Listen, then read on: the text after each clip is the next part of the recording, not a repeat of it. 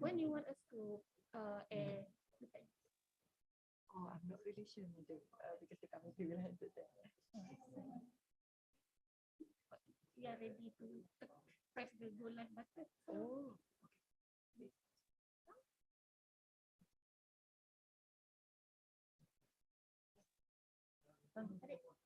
nak go live? You want to go live now? Yeah. Even though not so many participants? It's okay. Alright. I'm going to go live now.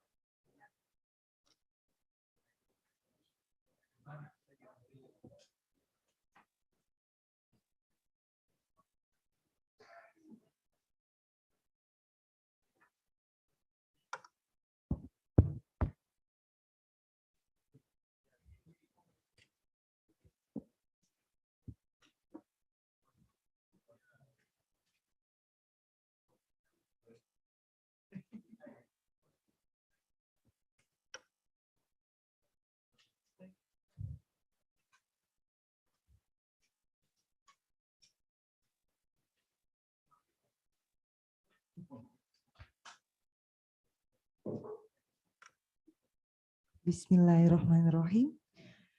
Good morning, everyone. It is my pleasure to welcome all of you to this great event.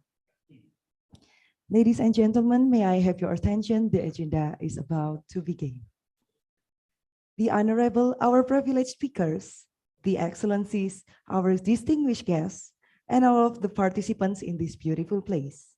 Bismillahirrahmanirrahim. Assalamualaikum warahmatullahi wabarakatuh. Alhamdulillahirabbil alamin wa bihi nasta'in wa ala umuri dunya waddin wassalatu wassalamu ala asyrofil anbiya'i wal mursalin wa ala alihi wa sahbihi wa barik wasallim amma ba'du. Good morning, ladies and gentlemen. Let me introduce myself. My name is Nisa Habibah, and this is a precious chance for me to be your master of ceremony of this very special occasion. Welcome to mini conference in commemoration of the 20th anniversary of ISEFIT, Islamic Economic Forum of Indonesian Development, in collaboration with IIUM Alumni Relation and Kuliah of Economics and Management Science, IIUM, with the theme Islamic Economic Outlook Post-Pandemic Era, The Way Forward. First of all, let us deliver our gratitude to Allah Subhanahu wa Ta'ala for giving us a chance to meet here in the best condition and health. Praise and salutation upon our Prophet Muhammad Sallallahu Alaihi Wasallam, who had guided us from the darkness to the lightness. Well, ladies and gentlemen, let's begin this event by reciting Al-Basmalah. Bismillahirrahmanirrahim. The first agenda is the recitation of Al-Quran, which will be recited by our brother Firdaus Nurfa. The time is yours. Good morning, everyone. It is my pleasure to welcome all of you to this great event. Ladies and gentlemen, may I have your attention? The agenda is about to begin. The honorable, our privileged speakers, the excellencies, our distinguished guests, and all of the participants in this beautiful place. Bismillahirrahmanirrahim. Assalamualaikum warahmatullahi wabarakatuh.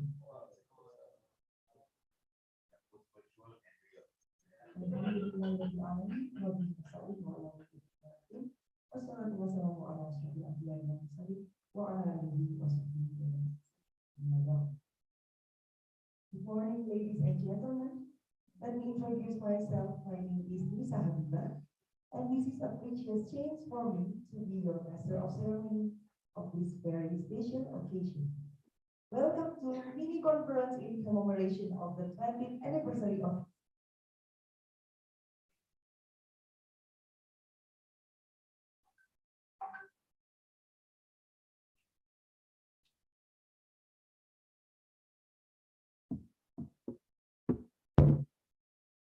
السلام عليكم ورحمة الله وبركاته.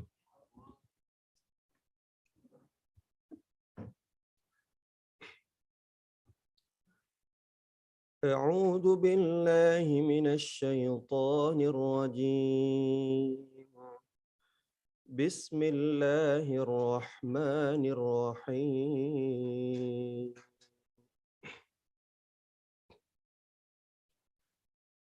يا أيها الذين آمنوا إذا قيل لكم تفسحوا في المجالس فافسحوا يفسح الله لكم وإذا قيل انشزوا فانشزوا يرفع الله الذين آمنوا منكم والذين أوتوا العلم درجات والله بما تعملون خبير. يا أيها الذين آمنوا إذا ناجيتم الرسول فقدموا بين يدي نجواكم صدقة ذلك خير لكم وأطهر فإن لم تجدوا فإن الله غفور رحيم. صدق الله العظيم. السلام عليكم ورحمة الله وبركاته.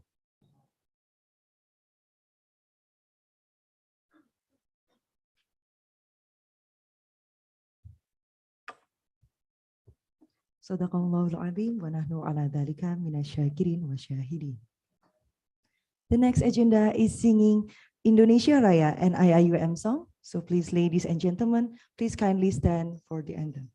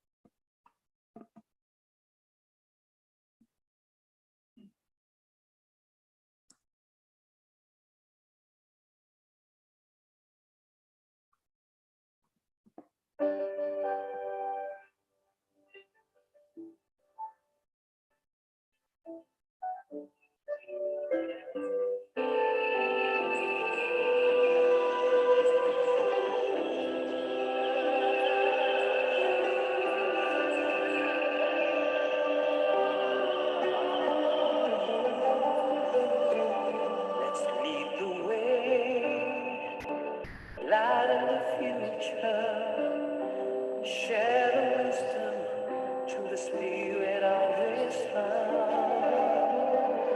Revelation and reason shall excel, shall prevail.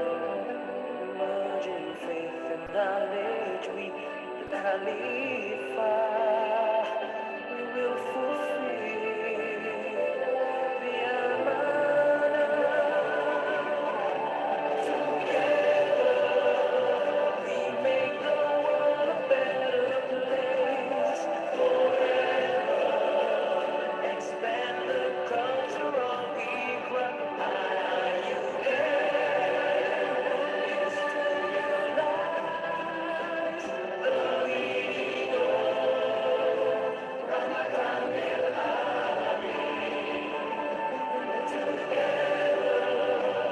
we make the world a better place. Forever, expand the culture of Iqra.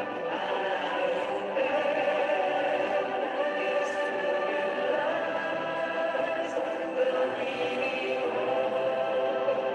mercy to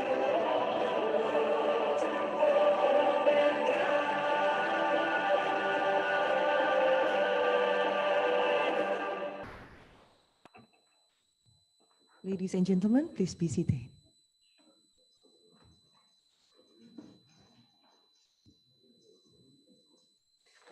Moving right along, we will listen the first welcoming speech that will be delivered by the Director of ISAFIT Malaysia. Please welcome Brother Isanul Ihwan SE. The time is yours.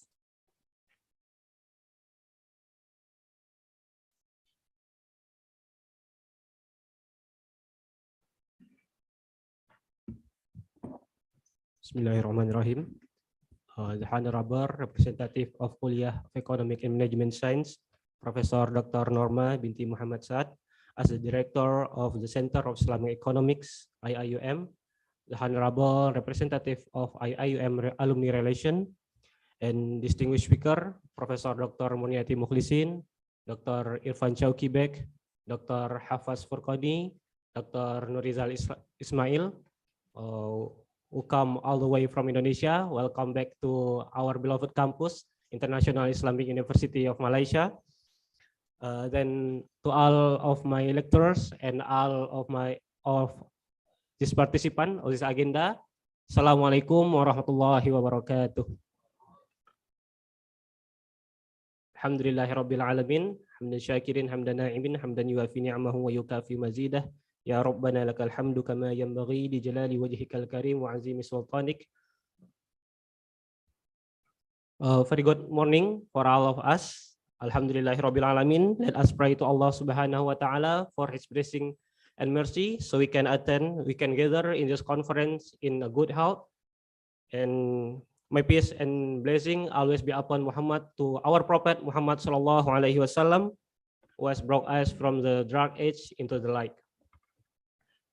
It's a pleasure for me, it's a pleasure for us, it's a pleasure and honor for us today among my lecturers, among the distinguished speaker, among the enthusiast participants. Let me first thanks to KANMS and IIUM Alumni Relation for providing an excellent support. So this agenda, for the success of this agenda, along with our committee of ISAFIT's mini conference. Today, inshallah, we are going to talk and discuss about Islamic economic outlook post-pandemic era, the way forward. We hope that this conference will promote knowledge dissemination on economic and policy issues in Islamic economic and finance, especially in this post-pandemic era. Furthermore, we hope that this conference will play a significant role in providing a solution for the development of Islamic economic and finance. And I wish everyone will enjoy this conference. May Allah Subhanahu wa Ta'ala bless us for initiating, for disclosing, and implementing and constructive ideas for the Islamic economic and finance for the seeking of the Ummah in the war and hereafter. Maybe that's all for me. Thank you very much. Assalamualaikum warahmatullahi wabarakatuh.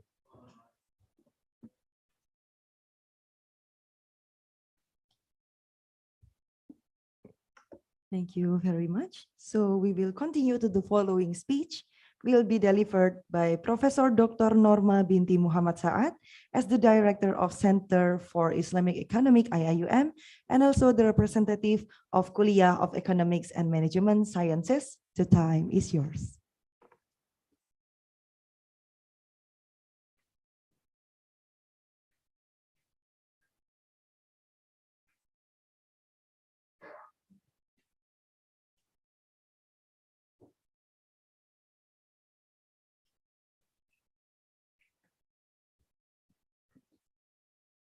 Bismillahirrahmanirrahim. Alhamdulillahi Rabbil Alamin. Wassalatu wassalamu ala ashrafil anbiya wal mursalin wa ala alihi wa sahbihi ajma'in. Assalamualaikum warahmatullahi wabarakatuh. Respected speakers and guests and colleagues, Associate Professor Dr. Murniati Mukhlisin, Associate Professor Dr. Irfan Shauki Bek, Dr. Hafaz Furqani, Mr. Nurizal Ismail, brother from the Indonesian Embassy. Who else? Our colleagues, my colleagues from the Economics Department, Dr. Aslam, Dr. Zakaria, unofficial representative from IT, and all of the participants. Yeah. So once again, Assalamualaikum warahmatullahi wabarakatuh. First, let me convey the salam from the Dean, Professor Dr. Gairul Azmi Madgani, who is not able to be here because of other commitment. So on behalf of the Center for Islamic Economics and the Kuliah of Economics and Management Sciences, I'm delighted to be here with all of you in the mini conference to celebrate the 20th anniversary or the Milad of ISAFIT. Yeah. So I have some memories of the early years of the establishment of ISAFIT. I knew some of the members who newly joined the organization at that time. Some of them were either let's say my students or my RA, research assistants, and the name that I remember the most is Brother Ali Sakti. Of course, now Dr. Ali Sakti, because that name is very special. Yeah, so I think in the whole of Indonesia, he has that. Only he has that name. Yeah, and somehow he's somebody prominent now. Yeah, in Indonesia, and other big names like I've mentioned that are present today. Yeah, in the hall. So I'm very proud to have this distinguished students who have now become prominent persons in Indonesia. So at one time I was given a journal, ISAFIT journal, yeah. Which was published by the students. This is during the early years of the establishment. So I was very impressed, yeah, with the enthusiasm of the students in order to apply Islamic economics and finance in the economic development of Indonesia. Yeah. So I'm not sure today whether the journal is still in circulation. I think it is still being published because I have come across some of the information in the internet. Yeah.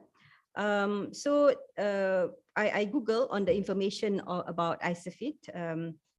So initially, ISAFIT or Islamic Economic Forum for Indonesia's Development was established as a forum for the KENMS IIUM students who wanted to contribute to the development of the Islamic economics, finance, and banking system in Indonesia. Yeah? So this forum was initiated, of course, in 2002 by a group of KENMS students holding regular discussions, series. So that was back then. I'm sure the discussions continue today. And I'm extremely pleased to know that today ISAFID has grown as a think tank, in Indonesia, whose members are active employees in vital institutions in Indonesia, such as Bank Indonesia, the Financial Services Authority, the Deposit Insurance Agent, the Baznas, National Amil Zakat Agency, the Majlis Agama Indonesia, and some are lecturers and professors at Indonesia's leading universities or colleges, as well as other strategic institutions. Yeah, so we are very proud indeed of this achievement. So Indonesia's economy is expected to grow by 5%, this year, and in the year 2023, the report by the Asian Development Bank projected that the Indonesia's economy will grow another 5%, 5.2%. Yeah. So this is despite the for example, negative prediction that next year there will be a global recession in the economy. But Indonesia is a bright spot in that dark global economy.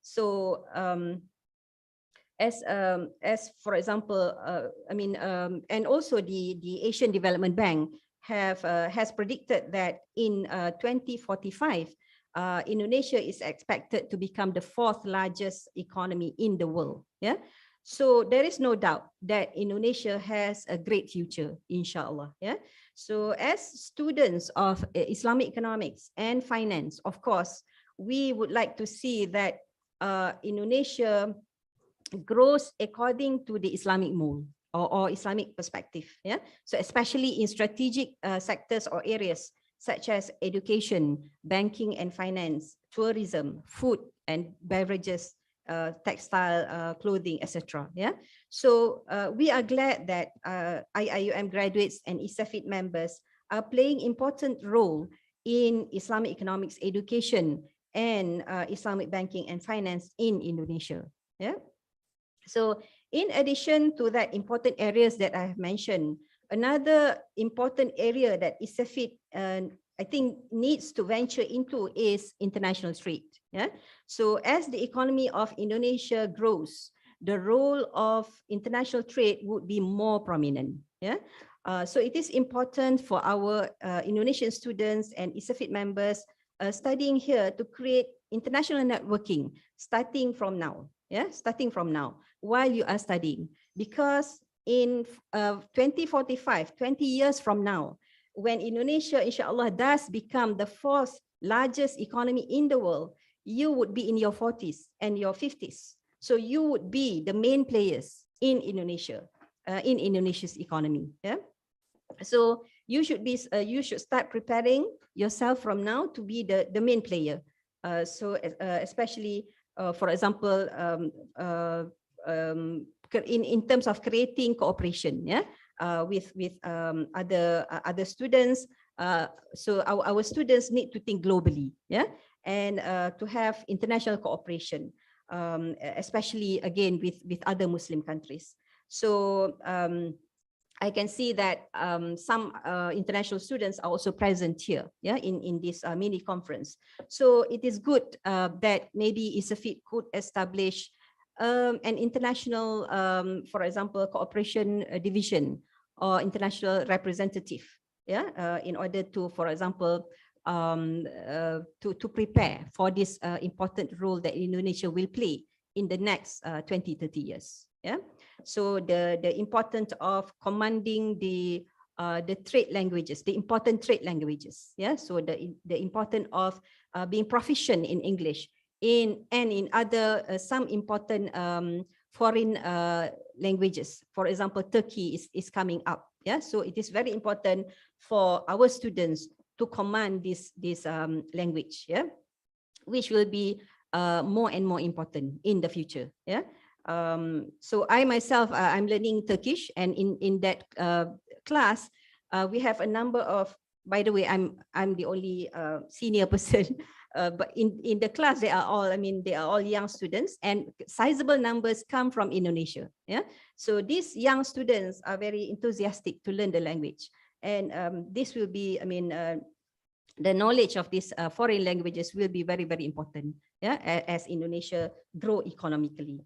So at the Center for Islamic Economics under KENMS, how can we, for example, work together, work together to prepare our students with the necessary knowledge and skills so that when they graduate, they are ready to contribute to Indonesia's development. Yeah. So in terms of the activities, so CIE have in the past organized the Islamic Economic Camp, yeah, which involved international students. So the last Islamic Economic Camp was held before COVID, yeah, 2018. And in this camp, the students are exposed to various talks on Islamic economics. And again, they will be interacting with other international students, which can actually sharpen their soft skills. Yeah. So soft skills like because they are required to do presentation. Yeah. On for example on so coming up with creative ideas or projects that are Islamic economic projects that are possible to be implemented in their respective countries or in their respective localities. Yeah. So in interacting with the international students, our students will be able to sharpen and improve their soft skills, for example, in areas like communication, teamwork, leadership, etc. Yeah. So I hope we plan to organize our next Islamic economic camps. So I hope ISAFIT members would join us. Yeah. So the details would be given to the committee when we have prepared the proposal. Yeah. So that is one program. The other program is that CIE also organized a workshop in teaching Islamic economics. So this is the Islamic economic camp is for students. The workshop in teaching Islamic economics is for university lecturers. Yeah. So again, normally we do it in cooperation with other universities. So and our closest allies are Indonesian universities. Yeah. So inshallah, we have prepared the call for presentation. And in the last meeting, we have agreed to have this program in Bogor. Inshallah, I will share the proposal and the call for presentation with Bapak Dr. Irfan after this, so that we can, discuss the detail. Yeah. So, so far these are the programs that CIE organized that we can cooperate. Of course, there can be, for example, specific programs. Yeah. So if there is a need, that we can collaborate together. So I think programs in special programs in international trade, for example, to prepare our students and Indonesia to take a center stage in the world should also be organized. Yeah. So I think that's all that I want to convey to you today. I wish you all a successful conference, mini conference, and celebration of the 20th Milad of ISAFIT. I apologize, I'm not able to stay until the end of this program. I have to go back to the Kuliah to chair the management meeting together with Dr. Aslam, Dr. Zakaria. They are also involved. So as the management committee of CIE and also the research fellow, yeah, of CIE. So we wish you all the best, yeah, to everyone. Hopefully we'll see you again in the future programs, inshallah. Yeah. And also before I close, I'm glad that the issue of government has been resolved yesterday. So we have a new government now, and the earliest who called to congratulate the new government is Bapak Jokowi.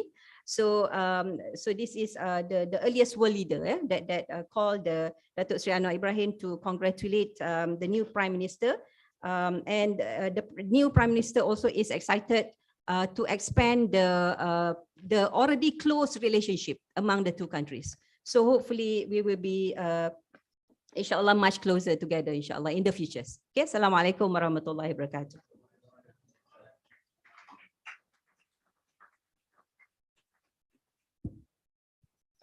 Thank you very much, Dr. Norma, for the warm welcoming speech. And let us hear the next speech from our special guest also. So please welcome Ms. Siti Aisyah Ibrahim as the Deputy Director of IIUM Alumni Relation Division. The floor is yours.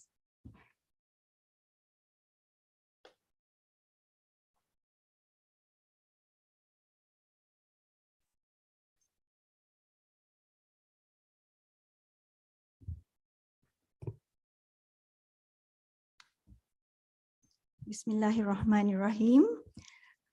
Associate Professor Dr. Murniati Mukhlisin, Rector of Tazkiyah Islamic University College, who's also an IIUM alumni, 1998, Bachelor of Accounting. Dr. Irfan Shauki,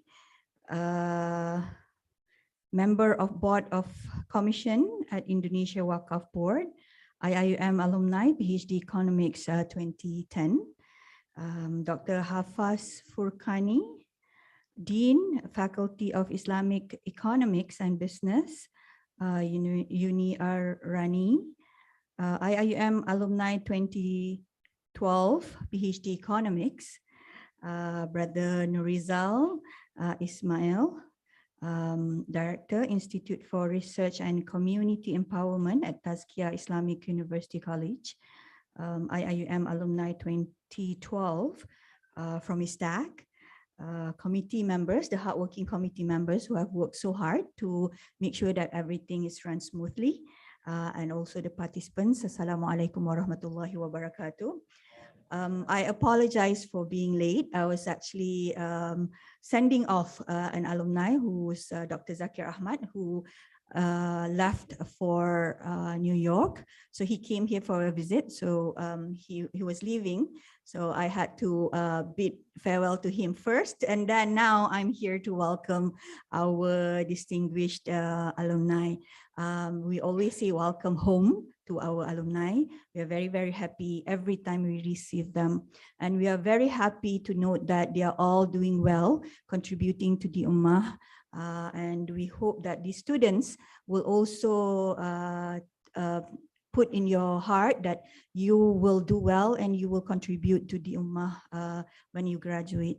And on behalf of the Alumni Relations Division, I would like to welcome everybody to the forum. We always welcome collaborations between the alumni and the university, especially for the benefit of the students. You have a lot to learn from your seniors. They have tasted the salt basically, and they know also the life at IIUM. So really they are the role model or mentor that you can look up to and discuss with. So I would like to also send the salam of my director, Tuan Haji Mir Azrul Shaharuddin, who's unable to be here because all the top management of the university away actually. They have a strategic plan workshop yesterday and today. So with that, thank you so much. Thank you so much to the alumni. We are very, very glad that you are here contributing back to the university. Shukran jazilan. Assalamualaikum warahmatullahi wabarakatuh.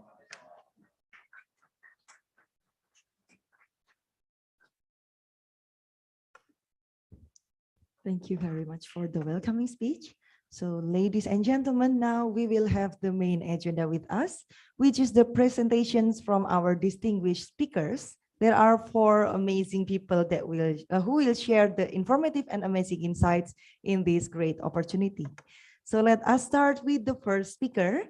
She is a rector of Tazkiyah Islamic University College and alumni of KNMS IIUM in 1998.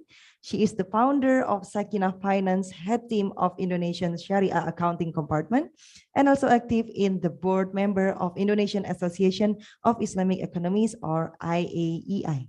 Please welcome Associate Professor Dr. Murniati Mukhlisin, MACC. The time is yours.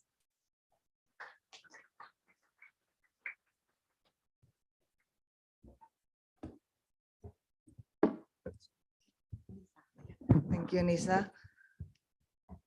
Thank you for inviting me, everybody. Bismillahirrahmanirrahim. Assalamualaikum warahmatullahi wabarakatuh.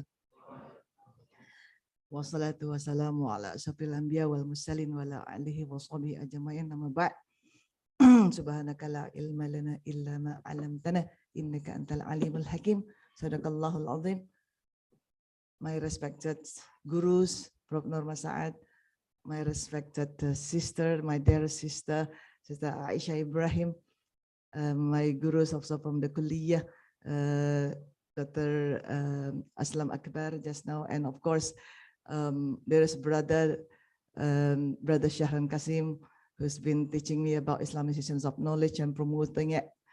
And of course, my dearest brother Rizal Al-Huda, my childhood friend in IIUM. And of course, there is the speakers and also my guru, Kibek, Dr. Irfan, Dr. Hafaz, my niece at the same time, and Brother Nurizal, my student, and also my colleague, and of course my student, and also my our chairman of Isafit today, Brother Ihsan, and the rest of the students, the organizers, and oh, my son, Hayan Hani. Assalamualaikum warahmatullahi wabarakatuh. One more time. Yes, it's always my second home. I never forget about IIUM, and it's always exciting trip for me to reach this campus, and I just cannot describe how I spend my life. I'm very fortunate because I spent 2 years in PJ campus and 2 years in Gombak campus. So I experienced 2 campuses. So Alhamdulillah, without further ado, I just like to make corrections. Nisa just now mentioned that this is the main agenda. Is not the main agenda. How actually who I am to speak in front of you as compared to the qira'at of the Quran today. Who am I to speak in front of you as compared to what the message, the beautiful message of Professor Norma. Who am I to compare to Sister Aisha, who welcomed me and will welcome everybody. And again, it's not the main agenda.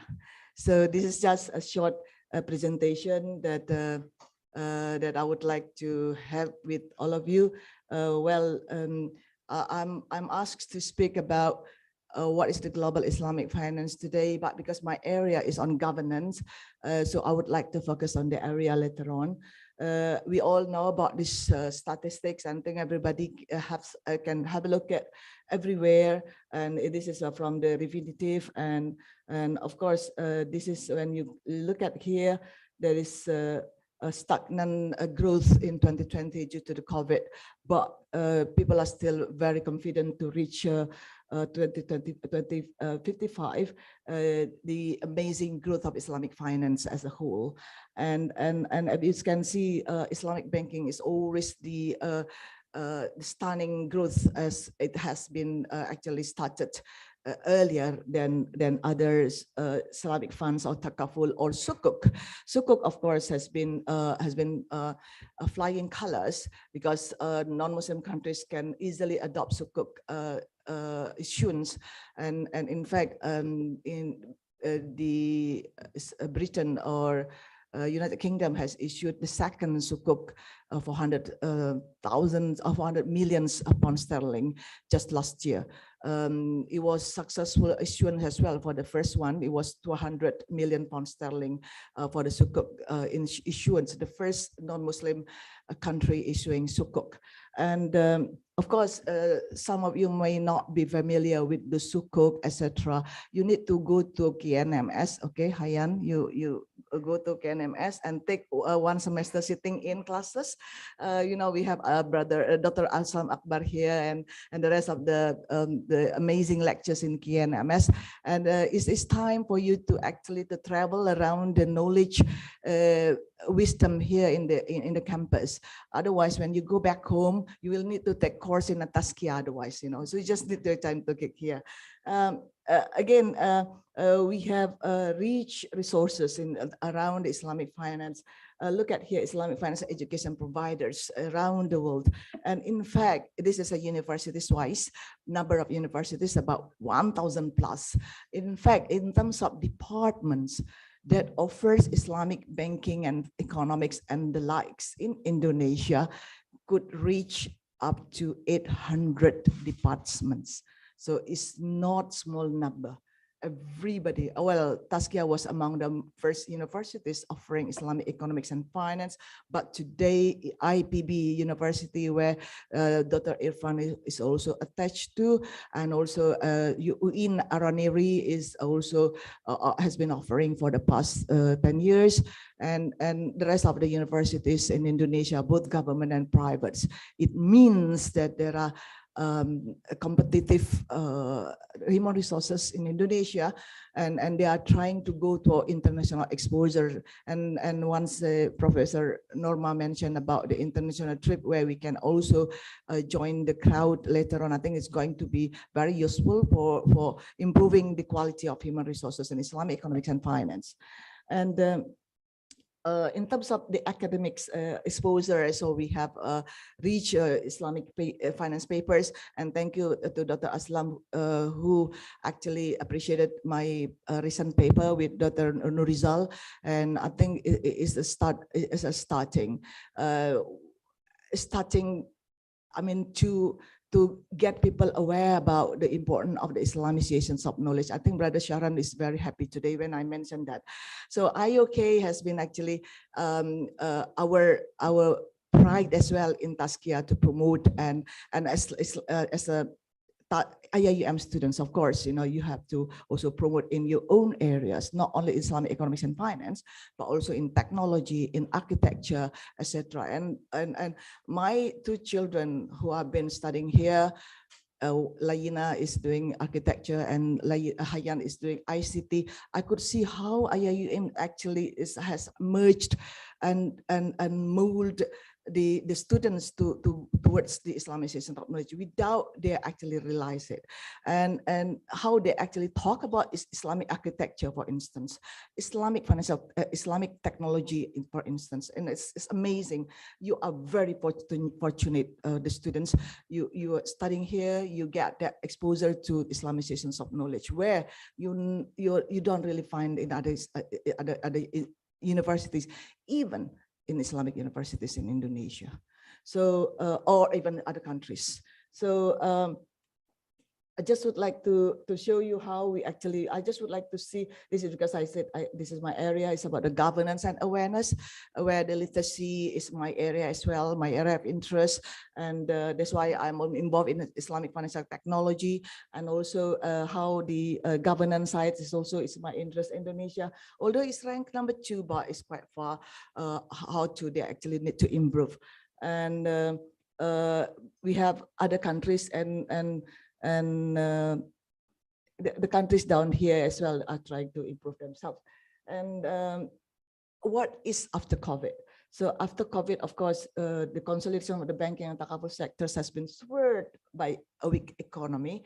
And look at the Kuwait, how actually the merger, there are many merger exercise, M&A acquisition, acquisition or merger and acquisitions have been taking place in several countries.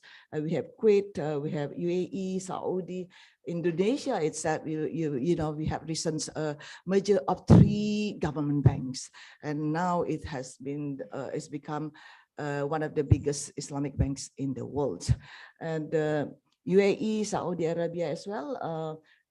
This has been actually how they launched comprehensive insurance policy combating Hajj and Umrah, and you know that Umrah and Hajj also have been digitalized. And but you've seen metaverse of Tawaf and Sa'i, but they are not legal, okay? So they just need, this is just as an exercise. So it's not approved Hajj and Umrah, although you do it with the metaverse technology. So how we actually respond to the pandemic. Islamic Bank Development launched $2 billion COVID-19 aid package. And we have Abu Dhabi Islamic Banks has announced a contribution 25 million UAE dirhams. Why now? Why now? You know, the Middle East countries have been actually enjoying the cake of the development of the whole world. But why only during COVID they actually do this exercise? We hope this kind of social exercise will be continued to do to be given to the needy and to the poor in the world. And India-based fintech EcoWork.in launched a P2P platform offering vehicle financing. Again, digitalization is also adopting the finance, the technology and the finance at the same time, and combine them together. We call it Islamic financial technology. And we have Saudi British Bank issued 5 billion Saudi riyals of sukuk maturing in 2030. So everybody is actually doing almost the same thing and going towards to the betterment of the ummah, as what Sister Aisha mentioned. I hope that it's not only for COVID, but also for the rest of the our life, that how the Muslims hand in hand to work together. This is a social impact. How people also are aware. In Bali recently, where G20 was taken place, people talk about zero waste. People talk about green wakaf, green sukuk. Is really notable that we need to talk about this one, not only during the post-pandemic crisis, where all the ministers and the presidents committed to do the same thing together on towards the betterment of the world. This is my area. This is my recent research, where I put a Quranic worldview on Islamic accounting changes in Indonesia after pandemic COVID-19. And again, Brother Shahran will be happy to see this paper. It really promotes our IOK, Brother Shahran. So this is my recent paper, where I talk about the social issues, social change and commercial change, how the emotions mentioned in the Quran actually made us change over time, and of course it gives impact to the commercial life of the people. And also from my perspective, it's called governance and accounting. It's also give impact to the Islamic accounting, and I use phenomenology. I discuss COVID-19 impact on economics and finance, and I relate it to Islamic accounting development. So this is my result. So I've seen lots of changes on the accounting standards around the world, where the in IIFE, we know that we've been actually talking about IOV in our KNMS, although the jurisdictions that have adopted IOV have been reduced over time, not the Sharia standard, but the accounting standard. So look at here, it's only 18 countries and entities, but IFRS is growing. It has been adopted by 167 jurisdictions: Afghanistan, South Korea, Brazil, EU, India, Hong Kong, etc. As you can see here, Afghanistan also claimed by IOV to adopt its accounting standards, but at the same time, Afghanistan is also adopting IFRS. So it means there are dual standards adopted by the country. That depends on their purpose. So again, if you are accounting students, you might like it to see this this paper.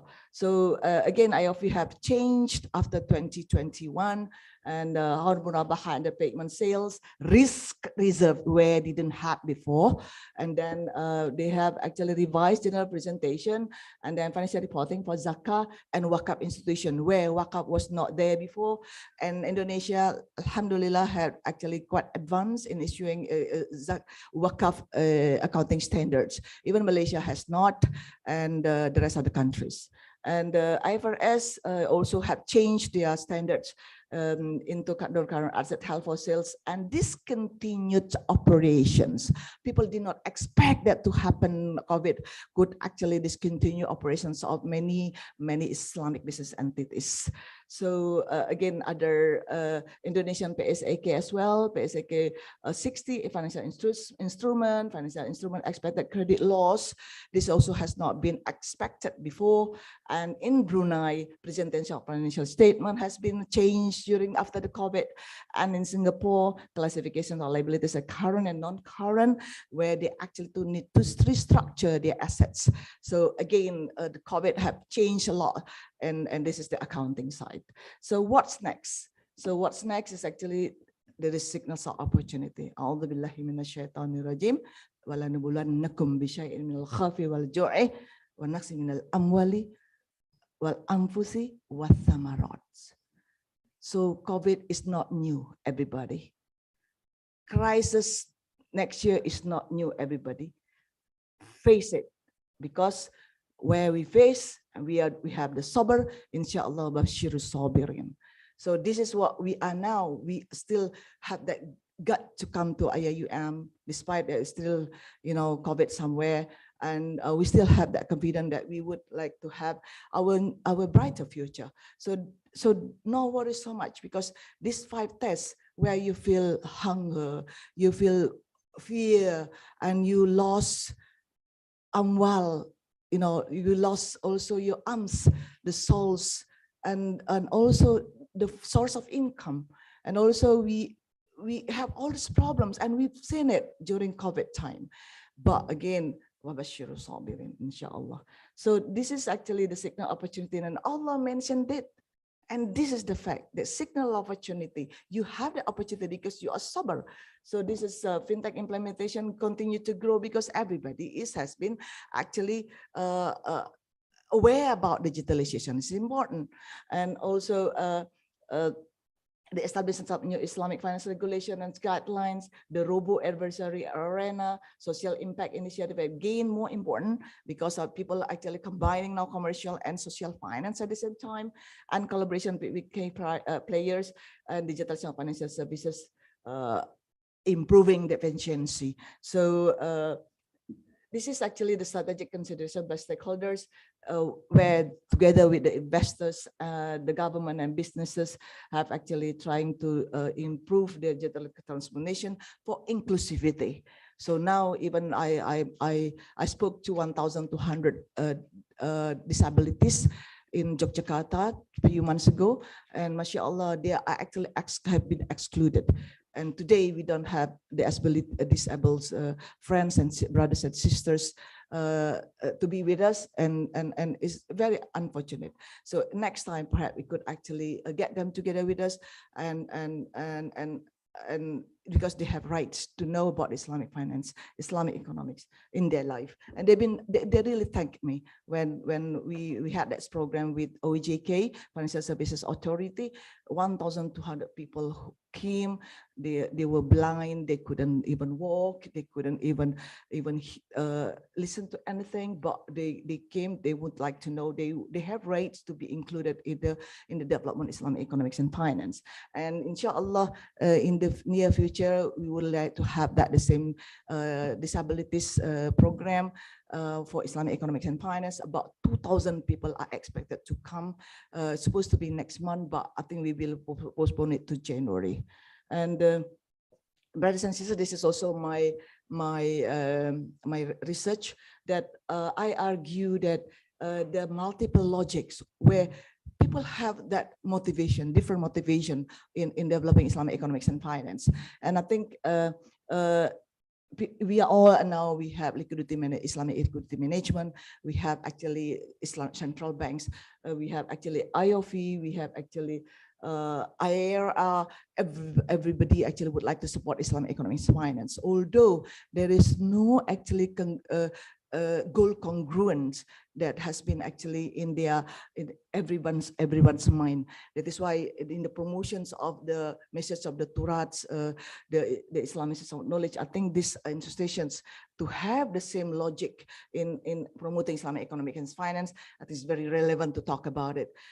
We would like to see the regulators, the standard setters, to talk about their regulation and policies by opening the classic kitab. We would like to see where the Islamic capital market players, Islamic capital market expert, also to talk about Turats, the message of the Ibn Khaldun, Ibn Taymiyyah, etc., etc. And here, everybody that you have the opportunity, bring back home, bring to Indonesia and talk about it when you are in Indonesia, bring that knowledge.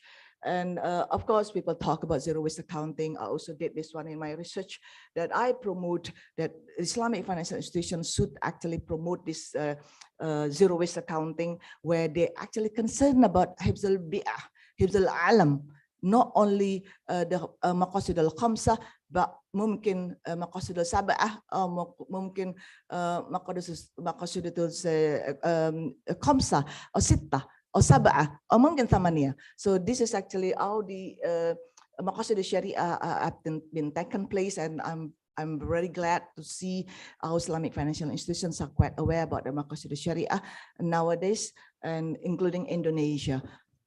So this is actually my recent, this is actually where I am in today, the Islamic Financial Technology. I'm the founder of the Association of Islamic Financial Technology in Indonesia.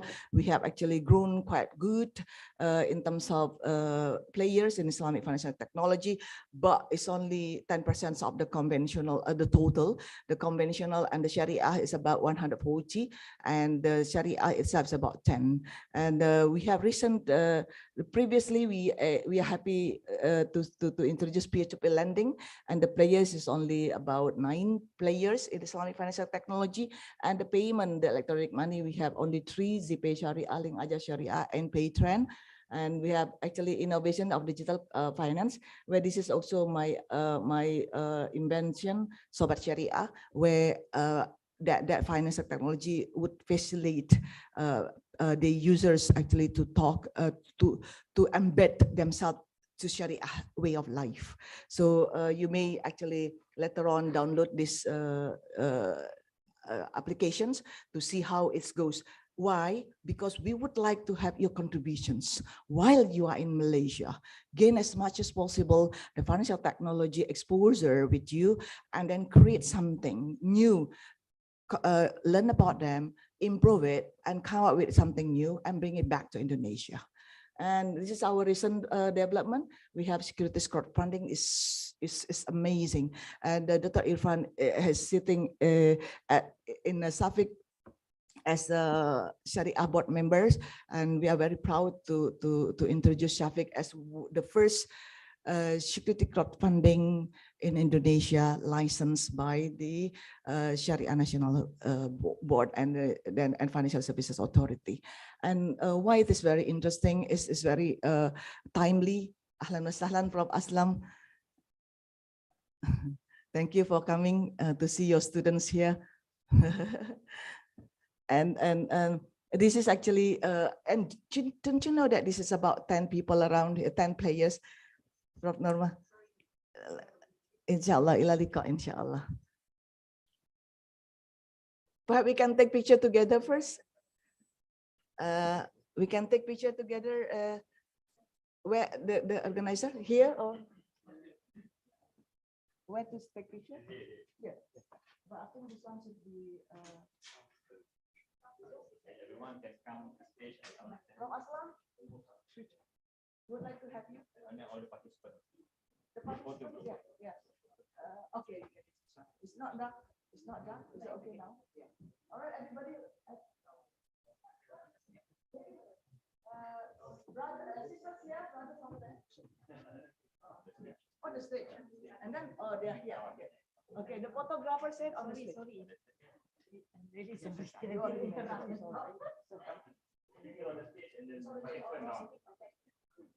Ladies on the stage. Ladies on the stage, come, everybody.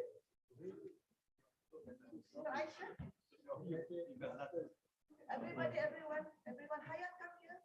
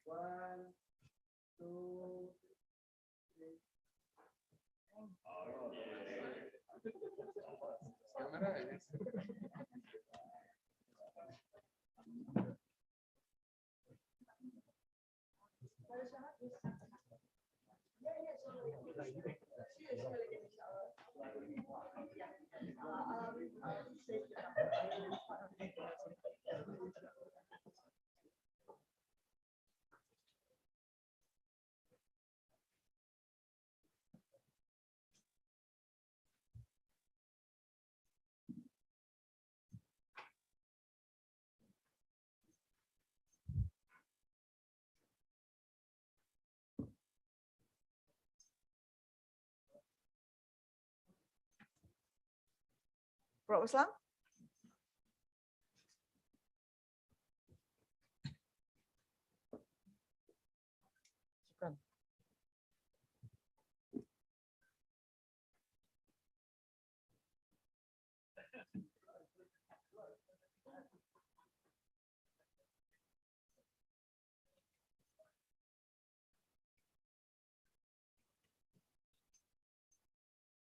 Yeah, I just would like to finish off actually. This is actually my recent research on Wakaf governance. As I mentioned, this is also my area.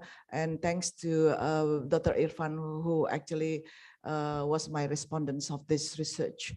And we did this research in not only Indonesia, but Malaysia and Turkey. And I think I should mention the dream to Prof. Norma. I have know about that word only because she learned Turkish. So this is actually how the governance issues in Wakaf. And mashallah, we are glad to say that Indonesia has been actually promoting Wakaf embedded to Islamic financial institutions, product and services very heavily. And then we look at here that everybody actually involved. And it's very interesting to get to know about this one and how the Wakaf innovations could be seen in not only in cooperative, not only in Islamic banks, but also in insurance. And as you can see here, the insurance even here, they have you could the contributions fund to be received in the future could actually be allocated for Wakaf. And for the investment benefits in Indonesia, the rule is not more than 1/3. As you know, the faraid cannot be more than 1/3. And the insurance benefit likewise, it could be actually 100%, but in Indonesia it is regulated not more than 45%. It's very interesting to get to know about this advancement, and people are excited to join the insurance programs because they could actually do Wakaf for the insurance benefits. And of course, the issues of the governance side, I think we need to work on this one in the future. And even the sukuk on sukuk wakaf is very interesting, and how we actually could engage with the sukuk for the development of the country, for governments spending on bridge, on schools, etc. But at the same time, our ijara fee could be actually linked to wakaf, and I think Dr. Irfan could elaborate it more than this one. I left one more topic where Brother Ihsan asked me to speak, which is actually the next year crisis. Not because I don't want to talk about it, because Ani, Ibu Ani, is our Minister of Finance, where my nickname is also Ani. So she was scolded by our former Vice President Yusuf Kala because she kept on mentioning about a recent crisis by 2023 will be coming. And Yusuf Kala said, why are you making people worried about next year crisis? Tell people about nice things about the economy of Indonesia. So I'm doing the same thing. I don't want to scare you about the next year's crisis. So I leave this topic to the rest of the speakers, okay? Dr. Nurizal could speak about it, Dr. Hafaz, of course, and Dr. Irfan. So that's all actually my closing note. Thank you so very much. Wa'alaikum minkum. Billahi taufiq wal hidayah. Assalamualaikum warahmatullahi wabarakatuh.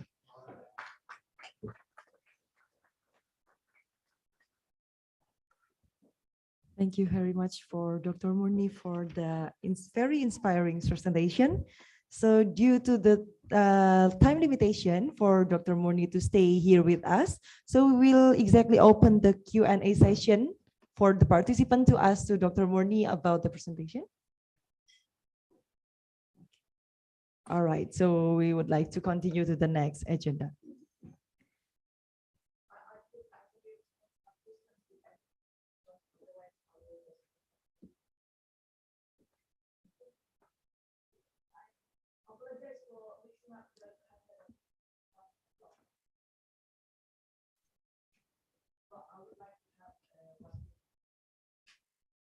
All right, so we will let one question from the participant.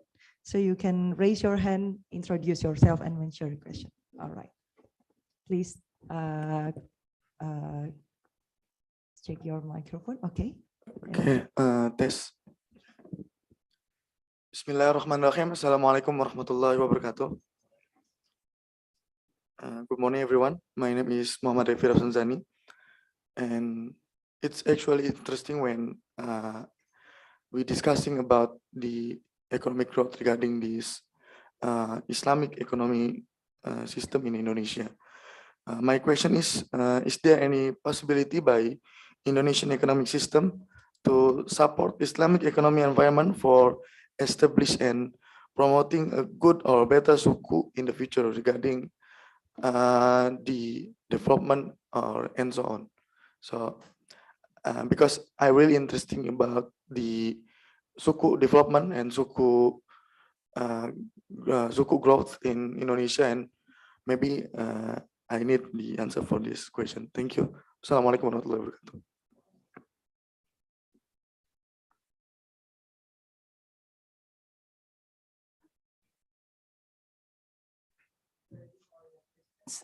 Thank you again. I forgot his name, but he actually picked me from the airport last night. So there are many students. I have thousands of students to remember their names, mashallah. So again, Sukuk has been actually private. I mean the most popular government investment where people have that trust to the government, and then also to have higher yield of return, and plus when they engage it with wakaf, of course there's no study yet, Dr. Ivan, whether we would like to have that, Dr. Ivan's view as well on whether when we introduce wakaf link sukuk, whether it attracts more subscribers to sukuk. So, but to me, those who are emotionally attached with Islam and Sharia would like to see that is something new, like something new and a new platform for them to do good deeds. Like they have lots of money, they put in the bank, they only got 3% return per year per annum, while in sukuk they could actually have 6% and above, right? So when they get that 6%, or even the Islamic banks, they could actually have that deposit return to be spent for wakaf, although it's not really massively promoted. But in sukuk itself, that 6% could be donated as wakaf immediately every month, and the principal amount could be returned to them 3 years after the expiry date. And I think this could be something that we are doing. at first, the sukuk actually, when it was launched, government tried to attract us with 8%, right, Irfan? 8% return. Of course, people were excited because deposit could actually generate 3%. But lately, the government would like to see the genuine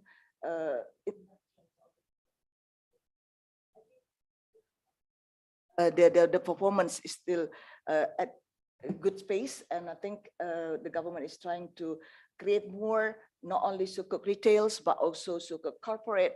I joined sukuk corporate; it could even give 11%. Those who are rationally attached with the return of the sukuk, the investment, could think about it, and it is very safe placement as compared to fintech. Fintech, don't you think that is a higher risk? Yes, it is higher risk because it is attached not to the pool of fund, but it's attached directly to the business players. So unlike sukuk, government give you collaterals with the government asset, etc., that you cannot find in other places. So again, there are many innovation that we would like to generate and to see how the people actually respond to it. Thank you.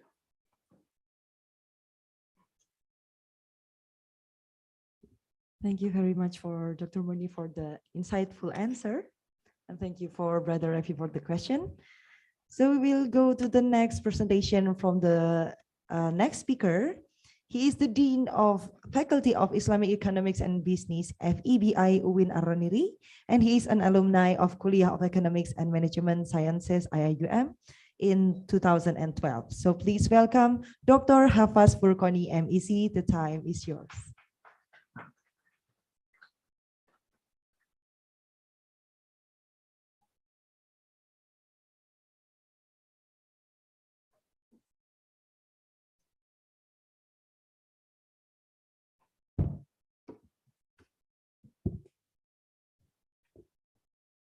Bismillahirrahmanirrahim. Assalamualaikum warahmatullahi wabarakatuh. Alhamdulillahirabbil alamin wa bihi nasta'in ala umuri dunya waddin. Wassalatu wassalamu ala asyrafil anbiya'i wal mursalin wa ala alihi wa ashabihi ajma'in. Alhamdulillah, thank you very much for the ISTEFIT, IUM alumni and CIE IUM for this kind invitations. And respected Prof. Aslam Hanif and Madam Aisyah and Pak Rijal, speakers, Prof. Irfan and Dr. Nurizal, respected colleagues. My presentation is about, the title of my presentation is about, what will be the way forward for Islamic economics? Is there any chance for us, for Islamic economics to emerge as a new economic systems, as a new alternative economic systems? Because in any crisis, especially after the pandemic, we see a lot of opportunities. And I think if Islamic economies can utilize this opportunity, we can show that Islamic economics can be a better alternative for the new economic system in the world.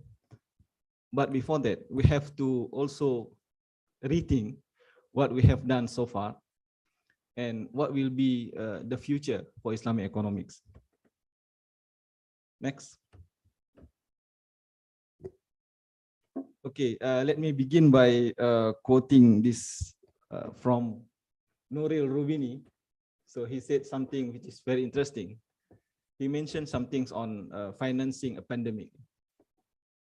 So this book published in 2010, the title is Crisis Economics. So he says that actually in the Western financial systems, the crisis is, they created the system itself that creates the crisis. And this crisis will be getting bigger and bigger in the future. So it is a kind of pandemic. Because of the systems, the financial systems create webs of debt, and the credit that is always getting bigger and bigger, and it is very fragile. So it can create crisis anytime. So this is what Nori Rubini has mentions. Next. And if we look at what is the capitalisms, this is my favorite book. It is written by George Knapfer in 1958. So currently, maybe a lot of us misunderstood what is capitalism. So George Knapfer said that capitalism is not about private ownership, and socialism is not about also public ownership. So when we describe the definition of capitalism, maybe we think that capitalism is a system that have a freedom in ownership, but actually it is not. Because the system of ownership, it is a natural system in human life. Before capitalism exists, that system is already there. What he says that the distinguishing characteristic of capitalism is that it is concerned with the means of exchange. That is a system in which usury, the lending money at interest, plays a leading role, in addition to the private issue of money. So George Knapfer, in this regard, defined capitalism as a system of money, a system of money whereby they facilitate usury in making money, and also in issuing money. So he attract our attentions to the essence of capitalism, in which it is about the money, not only money, it is about usurious money. Next. And if we want to develop Islamic economic as a new system or as an alternative to capitalism, we actually have also to look at that essence of capitalism and try to find alternative. And Islamic economy is known as a system which is against the riba. But when we define riba, it is very much less comprehensive. So this is the critique from Mahmoud El Gamal. So when we define riba, he says that currently there is two definitions of riba. And most of us define riba in the type 1 definitions. So wahallallahu al-bai'a wa harrama riba, all form of riba or interest is prohibited, and the form of riba to be replaced by al-bai'. So he says that currently we define riba as a riba which is prohibited is in terms of legal form of transactions, in which any financial transaction, if there is interest, then it is called riba transactions.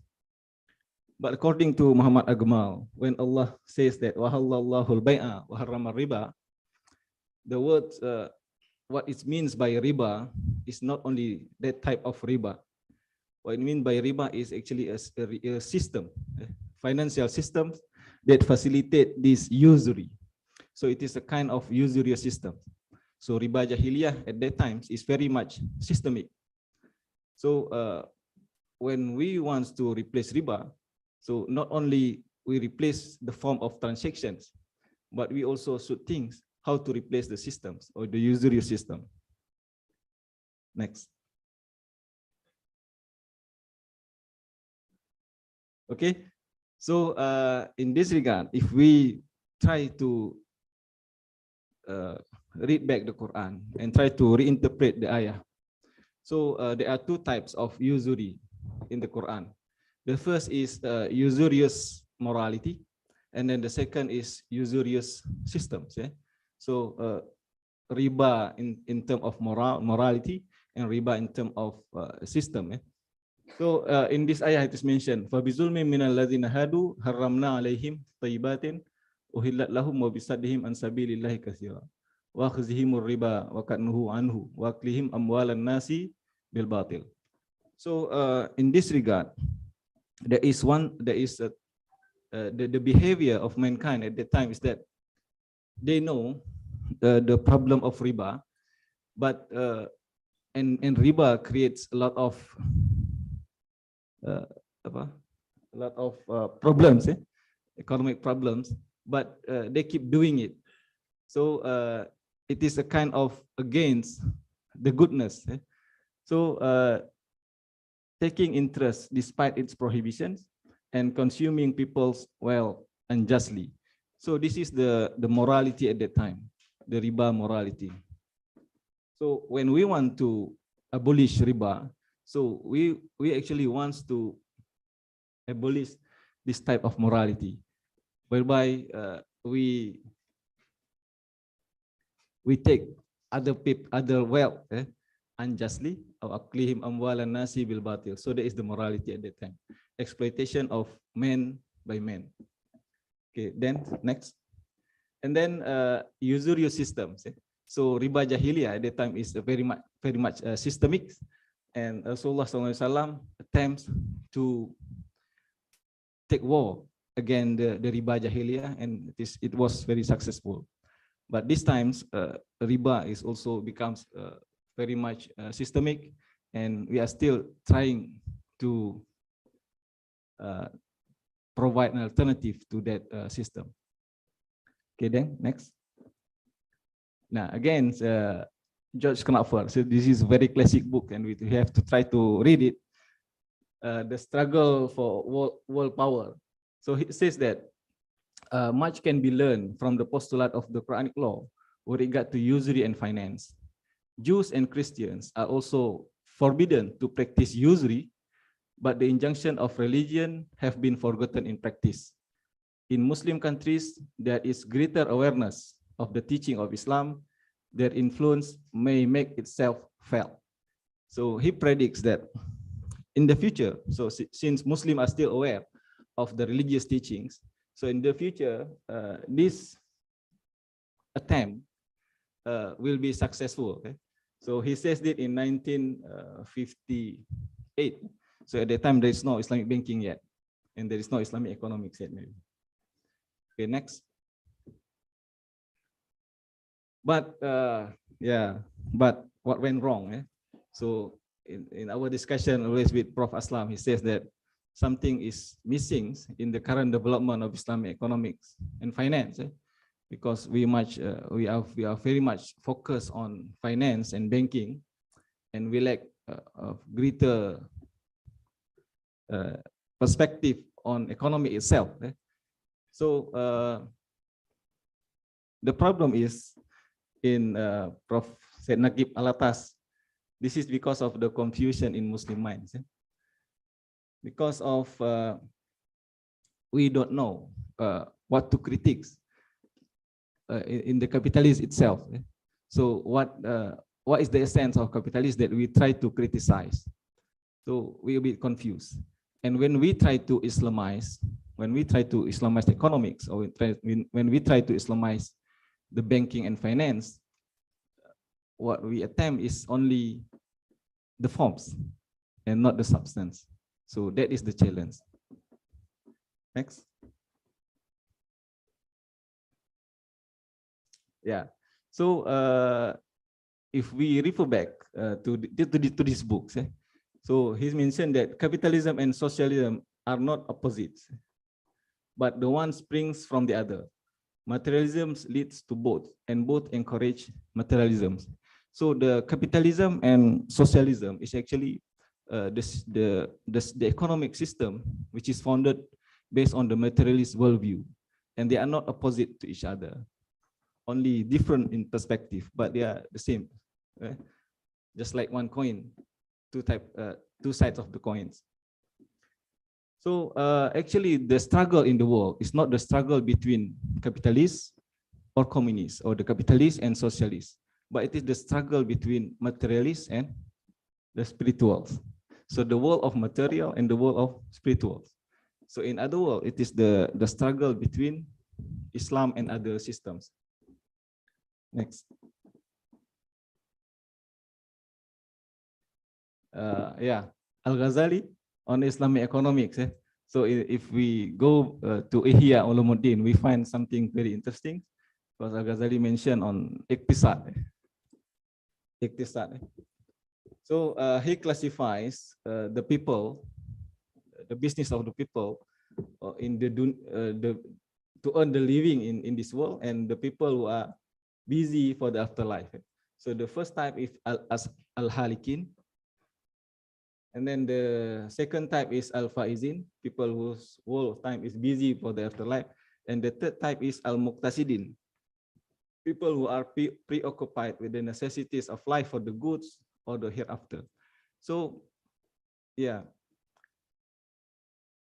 we want the number 2 and number 3, and Islamic economics is try to provide a balance between the material and the spiritual, between the worldly life and the afterlife. So that's what we want to reorient our Islamic economy. Okay, next. Then how we can develop if we go back to the Islamic finance. So what should be the paradigms in developing Islamic finance? So we can propose 3 paradigms in developing Islamic finance. And this product creations. So a capitalist is about money creation. And then Islamic finance paradigm is about partnerships. The capitalist paradigm is about the capitalist dominations. And then the Islamic finance paradigm is the welfare for all. But the conventional paradigms is about private gain. Next. Okay, so money creation and product creations.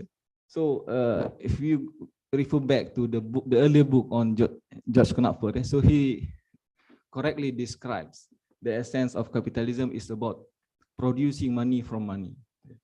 So that is all about the money market. So that is all about in the financial market. When we try to Islamize the finance, then we have to change our paradigms. We don't aim at creating money out of money, but from money we want to create products. From products we want to create money. So it is kind of buy is that type of transactions. So al-buy paradigm, money cannot breed money. Money is created through goods or exchange, and then money is created through services, and money is created through effort. So since money should be created from many other, then we have in our fiqh muamalah, yes, we have so many akad, or so many transactions. Next. So this is what we have learned in our Master of Economics program in IUM. Prof. Saiful Azhar Rusli, the theory of Iwad. Yeah? So why we can take profit, or ribah? Because we don't exchange money for money. So we exchange money with goods, services, and many other things. Next. So in capitalism, money is created from money, either through interest or through fractional reserve systems. So then the problem is that inflation, and then the problem is about the decoupling of money growth and real growth. So if we read the statistics of how much money in the world, we even don't know how much is the money that has circulated in the world. But in terms of productions, we can easily know how much goods and services that has been produced by mankind. Next. Okay, and then the second paradigm is about partnership and risk sharing. So in the conventional paradigms, there is domination of banks to the customers. So bank is always the winner. And there is risk transfer also. So as the owner of the fund, banks has transferred all the risk to the customers.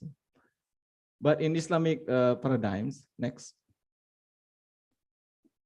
So bank and customers are having equal.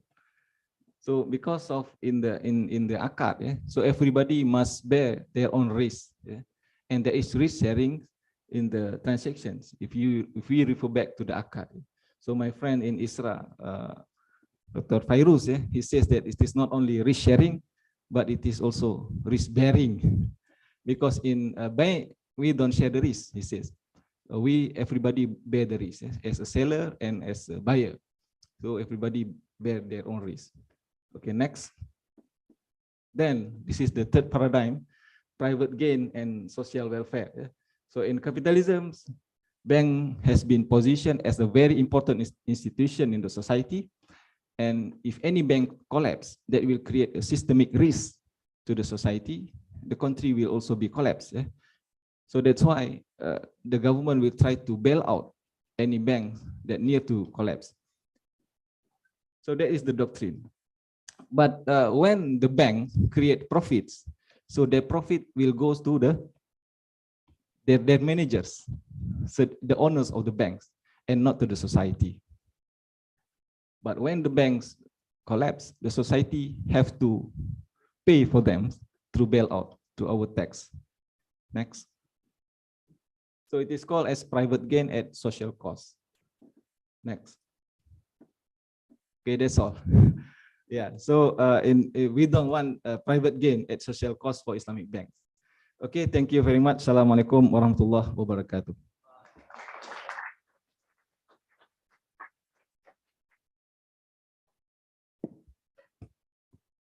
Thank you very much, Dr. Hafaz, for the insightful presentation. So as we have done before, we would like to open the Q&A session, especially for Dr. Hafaz Furqani. So we will let any participant who have any question to introduce yourself and mention your question. Okay, please on your mic. Assalamualaikum warahmatullahi wabarakatuh. My name is Bradawan Omar, PhD student currently in Kuliah of Economics and Management Sciences. I'm not really trying to ask any question, but I would like to give my opinion, and the speakers can perhaps give their point of view of that. Because I try to reconcile between what the current speaker in the second session trying to say and with the prior session that we have just now. And recently I have conversation with some few circle of my friends that who work at the prestigious, or I would rather say the good Islamic finance institutions. So I have few friends in the Bursa Saham Malaysia. I think you already know that Bursa Saham is one of the well-known Islamic capital market for Malaysia, and it's currently still leading in the world. And I have also some few friends that work as Sharia advisors at Islamic banks in Malaysia. So my question, because we have some kind of discussion, because I'm an Islamic economist and they are Islamic finance practitioners. So we have discussion on the future of economics and finance, where we will face another economic crisis. We just passed an economic crisis due to COVID, and now we will also have to face another one. So lots of ideas that they gave to me is about ideas on how to defend ourselves against the economic crisis after they already happened. So I say to them, you want to discuss something that you know will happen in future. First of all, due to the IMF prediction before that, the total number of debts in the world is totally very high. And due to COVID afterwards, lots of countries, they cannot pay their debt because the economic growth become low. And the other prediction is due to the federal United States Fed Bank, that the US Fed will raise again its interest rate. So due to economic power of US, it will also influence the whole world about the interest rate, and this will cause a mini, for them it's a big also economic recession. So I tell to them, you already know that there is coming of economic crisis in the future. Why you only discuss the mechanism to defend ourselves after it happens? How about we defend before it happens? Mean that you change within the system itself. And I have to say that none of them able to answer my questions. And eventually they admit to me that we're just following what the shareholders who own the institution. So I agree with that. So it eventually leads to the academicians ourselves that perhaps we are the one who's supposed to show them the way out how to change within the system so that we don't have to face many economic crises, rather than discussing how to defend ourselves against this series of economic crises. So thank you. That's my statement only, so you may give your opinions on that. Thank you. Thank you very much for, sorry, may you introduce yourself? Brother Omar. Okay. So we will let Dr. Hafaz to give some opinion about the statement. Thank you. It is very nice observation and statement from Brother Wan Omar, and it is actually very much true. And everybody in the world, and every economist in the world, they know that the fragility of the system itself, and they know that the crisis will keep coming in the future. And if they do identifications, the source of this crisis comes from the human themselves, because of human being, because the system facilitate the greediness of human being, whereby the system facilitate that money can grow out of money, and human being will try to think how we can create money from the money. So then the economists or the bankers or the financiers start to develop products to facilitate this motif. So then the various financial product has been created, and they sell it to the market. And because of this facilitation, then the crisis comes. So they know the source of the crisis itself. And the solution also, there are many solutions that have been proposed, and either to restructure the systems or restructure the behavior of the financiers. So yeah, either they want to make the system become more strict and not to be violated by the misbehavior, or such as that type of greediness or manipulation and etc. But actually these things is only happens for few years. So in the next 5 or 10 years, then again new products will keep coming, and then a new crisis will again come. Okay, maybe that's all. Thank you very much for the answer. So we are so sorry, due to the time limitation, we would like to postpone any other question in the last part. Okay. So we will go to the next presentation from the third speaker. He is a Deputy Secretary General of World Zakat Forum, or WZF, and he is an alumni of Kuliah of Economics and Management Sciences, IAUM, in 2011. So please welcome Dr. Irfan Shauki Beg, SP, MSI. The time is yours.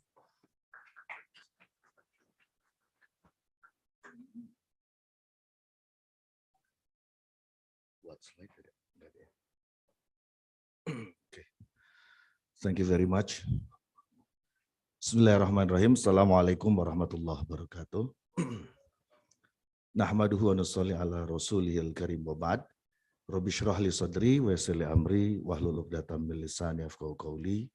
Rabbana zidna ilman nafi'an warzuqna fahman wasi'an. The Honorable, my Guru, Prof. Aslam Hanif, my brother, Pak Rizal, from the Embassy of Indonesia, distinguished speakers, my colleague, my fellow, Dr. Hafaz Forkoni, Brother Nurizal, and also my wife, Dr. Laili Bershanti. We both truly IAUM partner. And also my dear brothers and sisters. I do apologize because I have a bit problem with my throat, but inshallah it's not COVID, don't worry. Because for the past week, every day I have 2-3 seminars that I have to attend. Now I realize that I have problem. Sorry, for this disruption. Okay, and based on the topic that is assigned to me, I would like to share with you about the current update on the global Islamic social finance movement. Yeah, and perhaps you will see that our mini conference is like, gado-gado. It's mixing everything, yeah, because we want to discuss the entire Islamic economic system in which it has its own component. We talk about the real sector of the economy. We talk about the financial sector of the economy. We talk about the philosophical foundation, and now we are talking about the social side of the Islamic economy. And Brother Nurizal, maybe he will talk about the past, the history. So everything is complete. So today, actually, we have completed the entire 4 semesters. Okay. So why I bring the issue of the World Zakat and Wakaf Forum, because at the moment, the only multilateral institution that cover Zakat and Wakaf, and it has been followed by around 41 member countries, is the World Zakat and Wakaf Forum. So we gather here, all of the authorities, government Zakat and Wakaf agencies, private Zakat and Wakaf institutions, and other experts, strategic stakeholders that are related to Zakat and Wakaf. We all gather in this World Zakat and Wakaf Forum. That's why I will start my presentation by explaining to you about the brief milestone on this forum. It was established 12 years ago by 7 founding countries, including Malaysia. From Malaysia at that time, there were representatives from Pusat Pungutan Zakat, PPZ Kuala Lumpur, and Lembaga Zakat Selangor. So the chairman and the CEO of the 2 institutions were there. Yeah. So we have 7 founding countries. And until 2020, our name was still World Zakat Forum, and we have organized 9 international conference and annual meetings. Yeah, and Alhamdulillah, since Malacca meeting in 2018, we agreed to adopt Zakat core principles. Yeah, if you know about the Basel core principles that affect the entire banking system globally. Now in Zakat world, we also have Zakat core principles, yeah, which was launched during the UN Humanitarian Summit in 2016 in Istanbul. Yeah, and in the year 2021, on our 10th annual meeting, we agreed to extend the coverage of the forum to Wakaf sector. So we changed the name to World Zakat and Wakaf Forum. And Alhamdulillah, this year on September, that was for the first time, our annual meeting attended by the representative from Wakaf sector. Yeah, and I also watched the derby between Manchester United and Manchester City directly from Etihad Stadium, but unfortunately, MU was defeated. Yeah, 6-2. And then, Alhamdulillah, we also have ratified several documents that become the reference that will affect the global landscape for Zakat and Wakaf. Yeah, so Alhamdulillah, now we are having 41 member countries. Our 41st member country was joining us during our last meeting in Leeds, United Kingdom, New Zealand. Yeah. Okay, next slide. There are 5 issues that I would like to raise with you at the moment. The first issue is related with the existing Islamic social finance system. Yeah. In the Zakat system, there are 3 types of Zakat system that are now established globally. We have a comprehensive model in which a country has its own Zakat law, and at the same time, it has made Zakat as obligatory payment according to the state perspective. The second one is the partial model, and it is also called regulated voluntary system. You have your own Zakat law, but it is still voluntary payment according to the state perspective. And the third one is the secular model, which is unregulated voluntary system. Next. Here is the map of the countries having zakat law, globally. There are only 6 countries having mandatory zakat system. 3 of them are having internal war. One of them also still face domestic problem. So there are only 2 countries that can be made as an example of the mandatory zakat system, which are Malaysia and Saudi Arabia. In Malaysia, it is mandatory, although the power of zakat collection is in the hand of Majlis Agama Islam in each state, and Saudi Arabia. But out of these 6 Islamic countries, we have Singapore as the only Muslim minority country that has made zakat obligatory to its Muslim citizen according to the Muslim Administration Civil Law.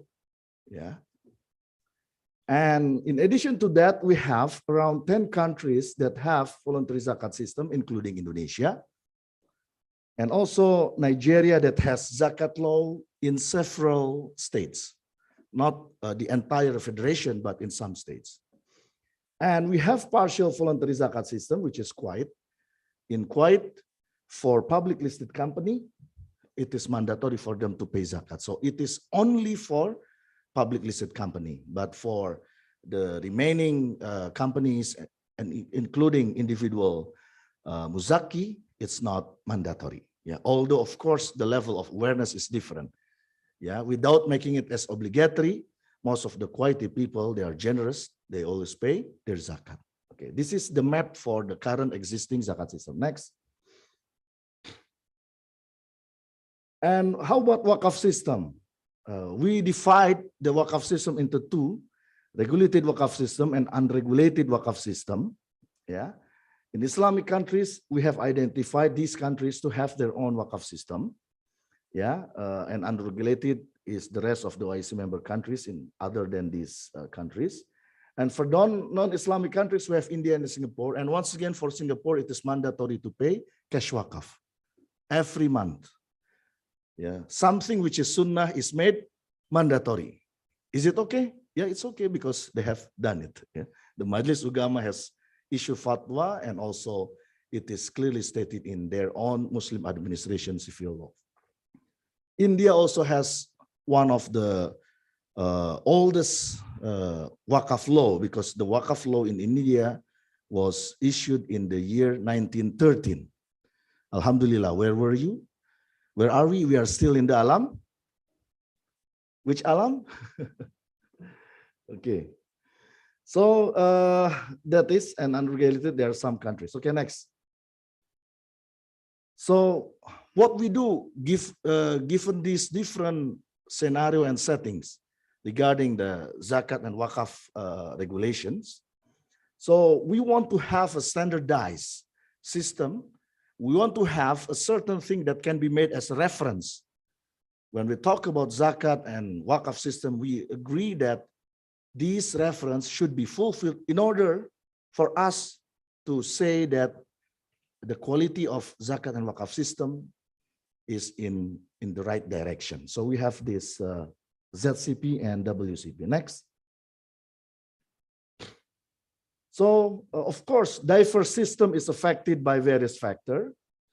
And Alhamdulillah, through World Zakat and Waqaf Forum, why our members, the number of the members is increasing over time, because WZWF can play its role as a media of exchange of experience among the countries.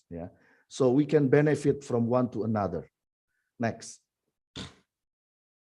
And we have also ratified these documents, which can be accessed online. You just go to Professor Google, and then you type this and you will find the documents. Next. This is the documents offer. Next. Okay, now let me continue with the second issue, which is the anticipation for predicted global recession. As we know that we are given the fact that the 2023 may be, the world will be suffering from the recession, although we have suffered just new recession because of the pandemic. Indonesia suffered 4 consecutive quarters to have negative growth. So in our history, we have suffered three times, of negative growth of the economy. In 1963, 1998 during the financial crisis, and 2020. And the magnitude and the impact of the recession, if we look at from the 1970s to now, the amplitude is bigger. The impact is deeper. So that's why many people are scared, next year, because it is predicted that the amplitude will also bigger, meaning that the impact will be heavier than the previous pandemic. That's why you have to prepare to face the situation, because it will increase the number of poverty. And that's why the role of Islamic social finance in this regard becomes very important. We need to do something in order to anticipate this predicted global recession. Although we also have talked to our finance minister not to scare everybody. Yeah, okay, next. Okay, next. Okay, what should we do? At least 4 things that we need to do: increasing public literacy and awareness, system quality, and also collaboration with strategic stakeholders, and synergy with the government program, so that all the domestic potentials can be utilized to mitigate the impact of the predicted or projected global recession. Next. I have to go through because I have 26 slides. Okay. The third issue is on the continuous innovation. Next. Yeah. I just give you an example of innovation that has been done in our country. Since 2020, we have been introduced with a new industry, which is called Islamic securities crowdfunding. It is a capital market mechanism that is devoted for the small and medium scale enterprises. So if we talk about the capital market, who can issue the initial public offering?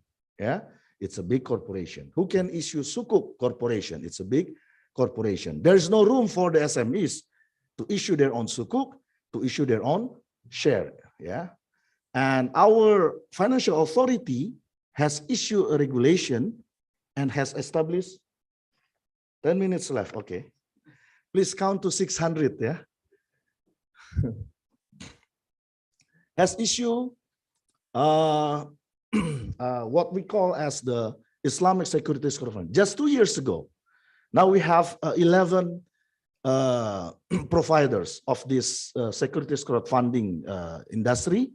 And out of these 11, we have one specific Islamic securities crowdfunding company. So it becomes the platform that facilitate the SMEs that require fund to issue their own Sukuk or to issue their own share, similar to initial public offering, and facilitate at the same time the potential investors that are attracted to invest their money by purchasing the Sukuk. Yeah, so this is a mechanism. And what we do, we utilize it for Wakaf project. So Sukuk Link Wakaf was firstly introduced just last month, in which one of the Nazir institution issue Sukuk to expand their own Wakaf management, asset management, establishing a clinic or a hospital. So this is just an example. Next. Okay, at global level, we also have now World Zakat Performance Index, comprising these 5 dimensions, legal foundations, etc. You can see this one. Next. These are the advantages when we have our own index as a standard of measurement. We start from the Zakat world. So all Zakat authorities and organizations, the members of World Zakat and Wakaf Forum, will be evaluated, started from this year, and it will be published inshallah next year. So we can see and compare between one to other countries. Next. Okay, so innovation needs to be continuously created Yeah, particularly in the field of product, program, system, and technology and regulatory innovations. Next, Islamic Securities for Funding is just another example of regulatory innovation. Okay, the next issue is on the sustainability issue. Yeah, we have SDGs. We have now ESG framework, environmental, social, and governmental framework. And now we try all of the programs of Zakat and Wakaf must be in line with this ESG framework and also in the achievement of the SDGs. Next. Yeah, okay, I will not talk about this because of the time limitation. Next. Yeah, this is just an example of the sustainability, which is a Green Wakaf initiative. You can download the document here online about this Green Wakaf initiative. Next. Okay, the most important thing here is we have to align ourselves with the report of the national report of respective WZWF country, because this contribution of Islamic social finance must be clearly recorded in that report. So we can see out of certain achievement of the SDGs, how much is the contribution of Zakat and Wakaf. This is what we are doing in Indonesia since 2019. And we want this also to be replicated in other countries. So in Malaysia, we can say that Zakat and Wakaf have contributed 20% of the achievement of SDGs. Yeah, we have contributed around 50% of the SDGs achievement. Okay, next. The last is on the human resource quality. Next. Okay, just go through. Next. Okay, so this is what we are doing, the way forward.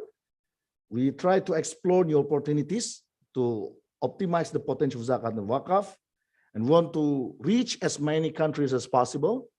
Yeah, if you are coming from maybe some countries which are not the member of WZWF, please contact me. Yeah, so I will contact your leaders. Yeah, alhamdulillah. And also strategic collaboration needs also to be increased, particularly with the potential partner internationally and locally. By that, I end my presentation. Thank you very much. Assalamualaikum warahmatullahi wabarakatuh.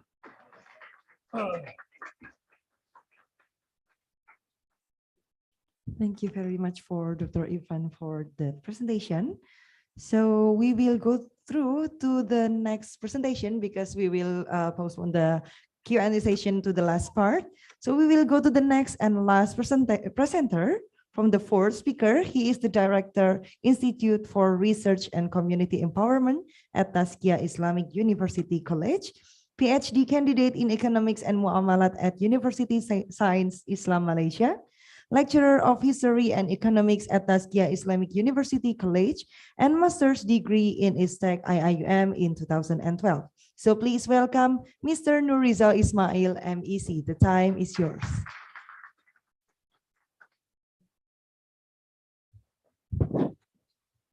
Bismillahirrahmanirrahim. Thank you, Ms. Moderator.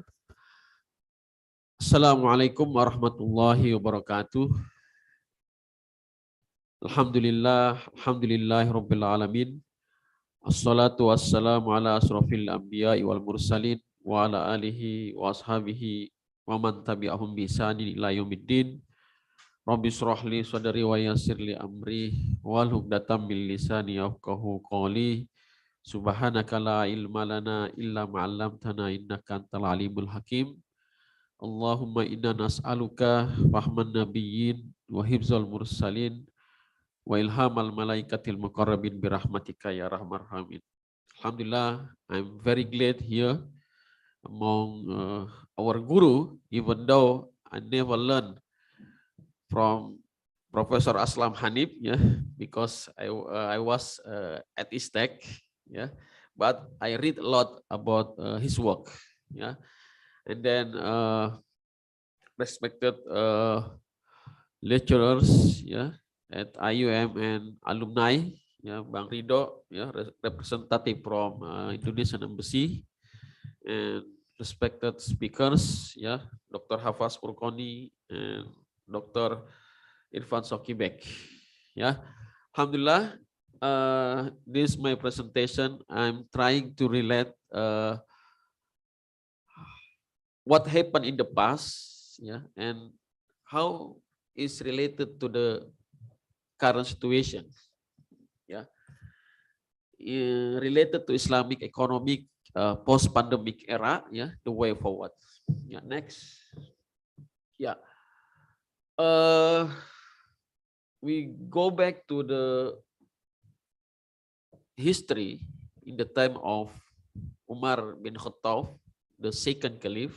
Yeah, there was a wabah, yeah, ta'un, amwas, yeah, and it is not only in Sham, but in many, yeah, other regions, yeah, in the Arabic world, yeah. So the impact not only in health but also in social, economic, and politics, yeah, as well as in our current situations, yeah. The impact of the pandemic COVID-19, yeah, is not always related to health, yeah, but to economic crisis, yeah, politics, yeah, crime, yeah, and so on, yeah. So the fact, yeah, if we look at, yeah, from the case of Mamluk, yeah, I took from the book of Al-Magrizi, Ighosatul Ummah Bikasbil Ummah.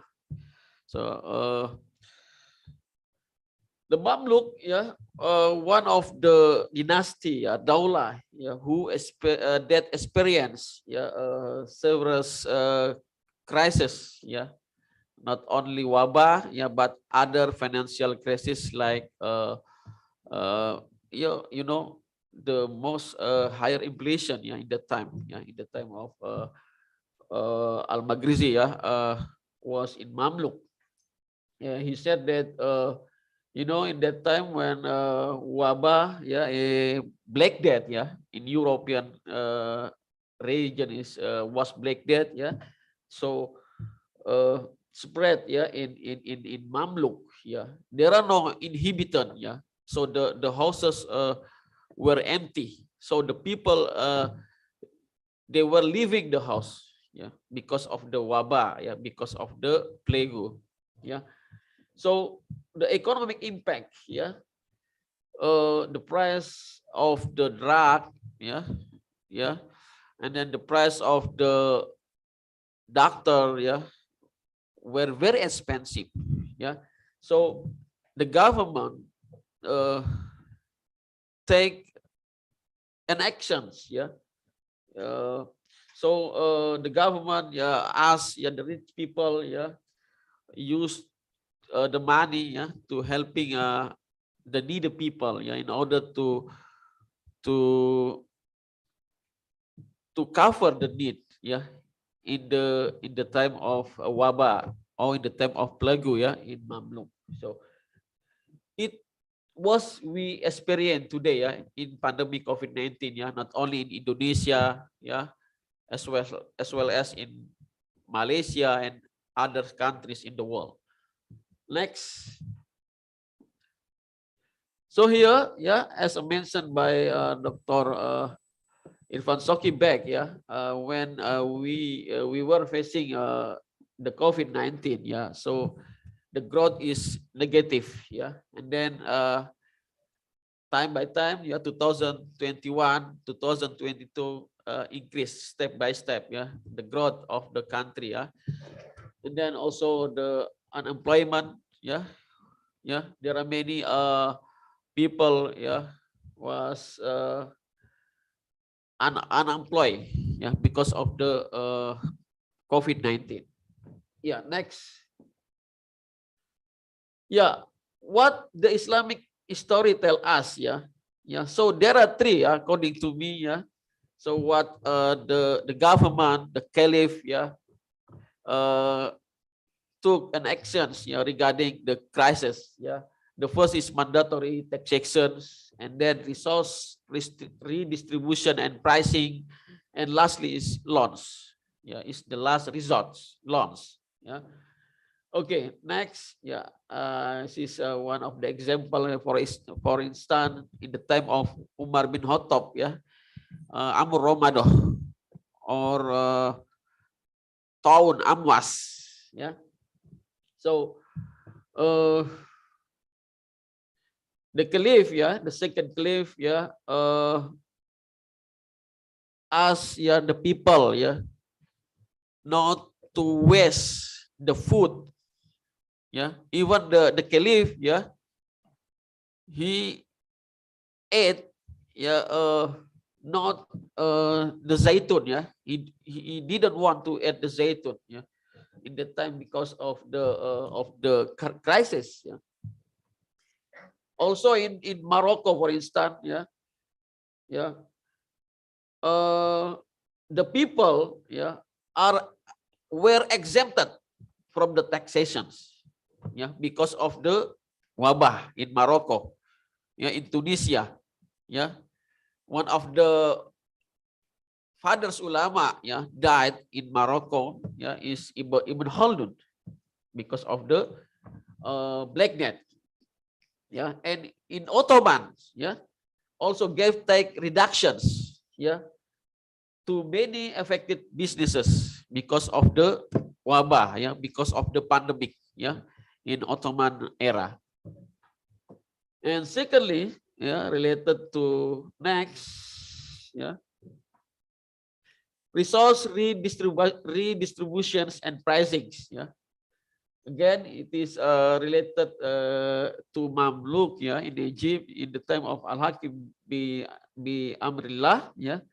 A famine struck the country, yeah. So Al-Hakim distribute food and stop any prices setting, yeah. No price setting, yeah, yeah, yeah. And also in the time of Al-Muntasir, yeah, he sold everything he had, yeah, in order to help the needy people because of the crisis, because of the wabah, yeah. Next is the loans. It is the last resort, yeah, what the government did when they were facing the crisis of or the wabah. Next, yeah, our Prophet Muhammad Sallallahu Alaihi Wasallam, yeah, also borrow, yeah, the chance mail to prepare for the Battle of Hunain, for instance, yeah. He borrow, yeah, and then he return back, yeah, when he has money, yeah. And according to ulama, yeah, like Imam Ghazali or Imam Satibi, yeah, the government can take, yeah, the loan, yeah, yeah, to help the country, yeah, when facing the crisis of or wabah, yeah, or the plague, yeah, as long as they can return back, yeah, the loan, yeah. So it is okay, yeah, we as the government, for instance, yeah, to borrow, yeah, yeah, but we have to remind that the government should give it back, yeah, the loan, yeah, to the beneficiary, yeah. So like in current situation, maybe like a sukuk, yeah. So the government borrow the money. Like Indonesia, we have many a sovereign sukuk, yeah, sovereign sukuk, retail sukuk, yeah, issued, yeah, to the people of Indonesia. So the people of Indonesia, they buy the sukuk, yeah, to support the government, yeah, to support the infrastructure of the government, to support the economy of the government. Next, yeah. So what we should do, yeah, reflecting to what the history tell us, yeah. So the product of the Islamic economic and finance is for sustainable development. It is the case of Al-Kharaj, yeah, when the Caliph Umar get the faith, yeah, So Umar bin Khattab didn't want to distribute the faith, yeah, because some reason. But other Sahaba like Bilal bin Rabah, Zubair bin Awam asked him to distribute, yeah, the faith to the Muslim. But the fact when he was passing the Himah is the public land, yeah. So there is one idle land owned by Bilal bin Haritha, yeah, given by the Prophet Muhammad sallallahu alaihi wasallam. It is a ikta. So it is idle. So Bilal bin Haritha was called by the caliph, yeah, why the land given by your Prophet Muhammad sallallahu alaihi wasallam is idle.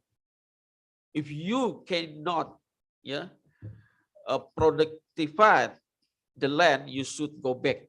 You should return back the land to the government, and then the land become the himah, the public land. So the society can use the land. So he create, yeah, the sawat, the fay, yeah, the fay of sawat to be al-kharat. Why? In order to support future generations by the kharat. So why we don't give the land to the original owner? So we just take the tax. According to Abu Ubaid, it is the wakful ummah, yeah, as the wakaf of ummah, yeah. Actually, the land is owned by the Muslim, but taken by the government as the wakaf, and then distributed to the maslah of the ummah, and mentioned by Al-Maghrizi also, yeah. So the Al-Kharat support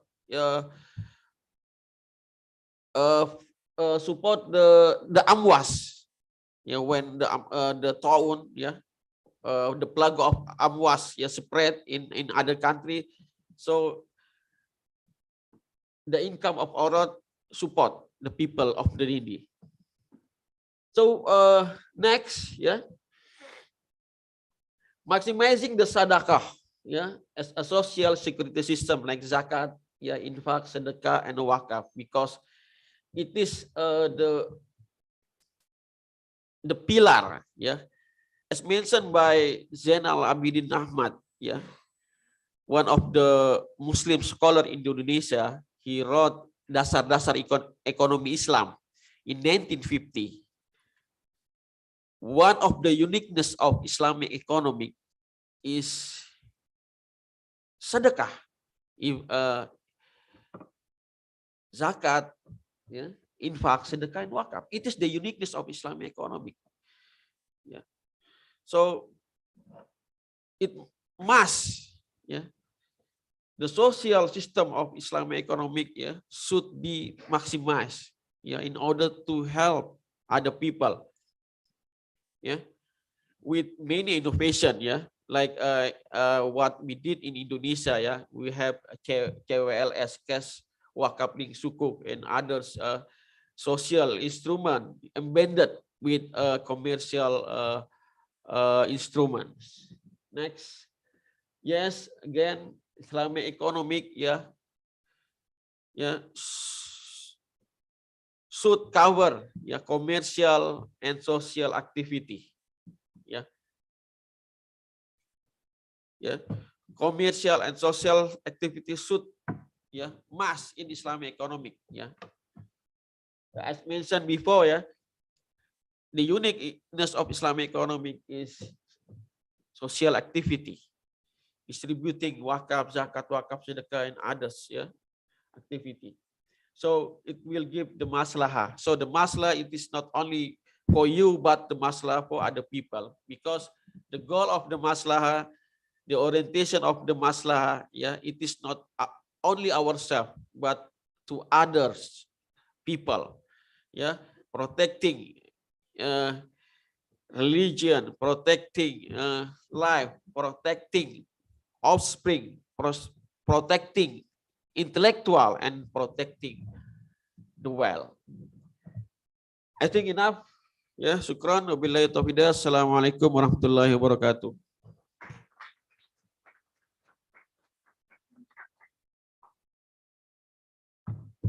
Thank you very much for the presentation for Dr. Nuriza. So we will go to the next agenda, which is the Q&A session. So we will open the Q&A session for around 20 minutes.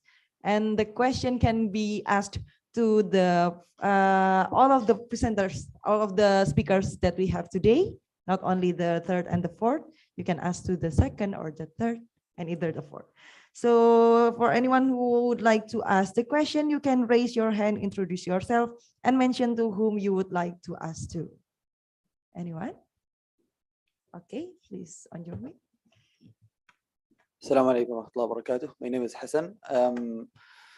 From Yemen, but I stay in Saudi Arabia, and this fact is important for my question.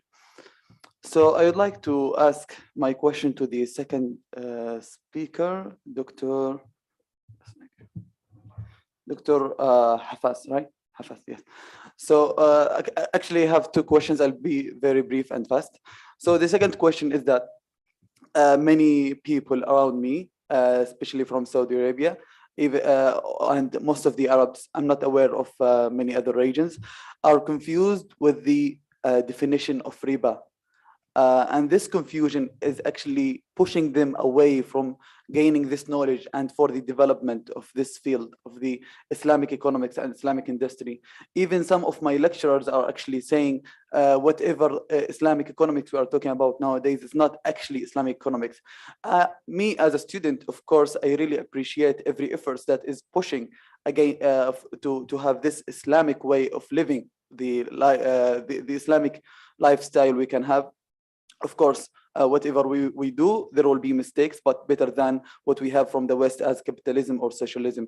So that's my first question, is to please define, or I'm not asking for a straight definition. Of course, I know there is very many debatable definitions for riba, but I think we need some clarification on that. So, and my second question, and excuse me my ignorance in this field, regarding to the third speaker, Dr. Irfan.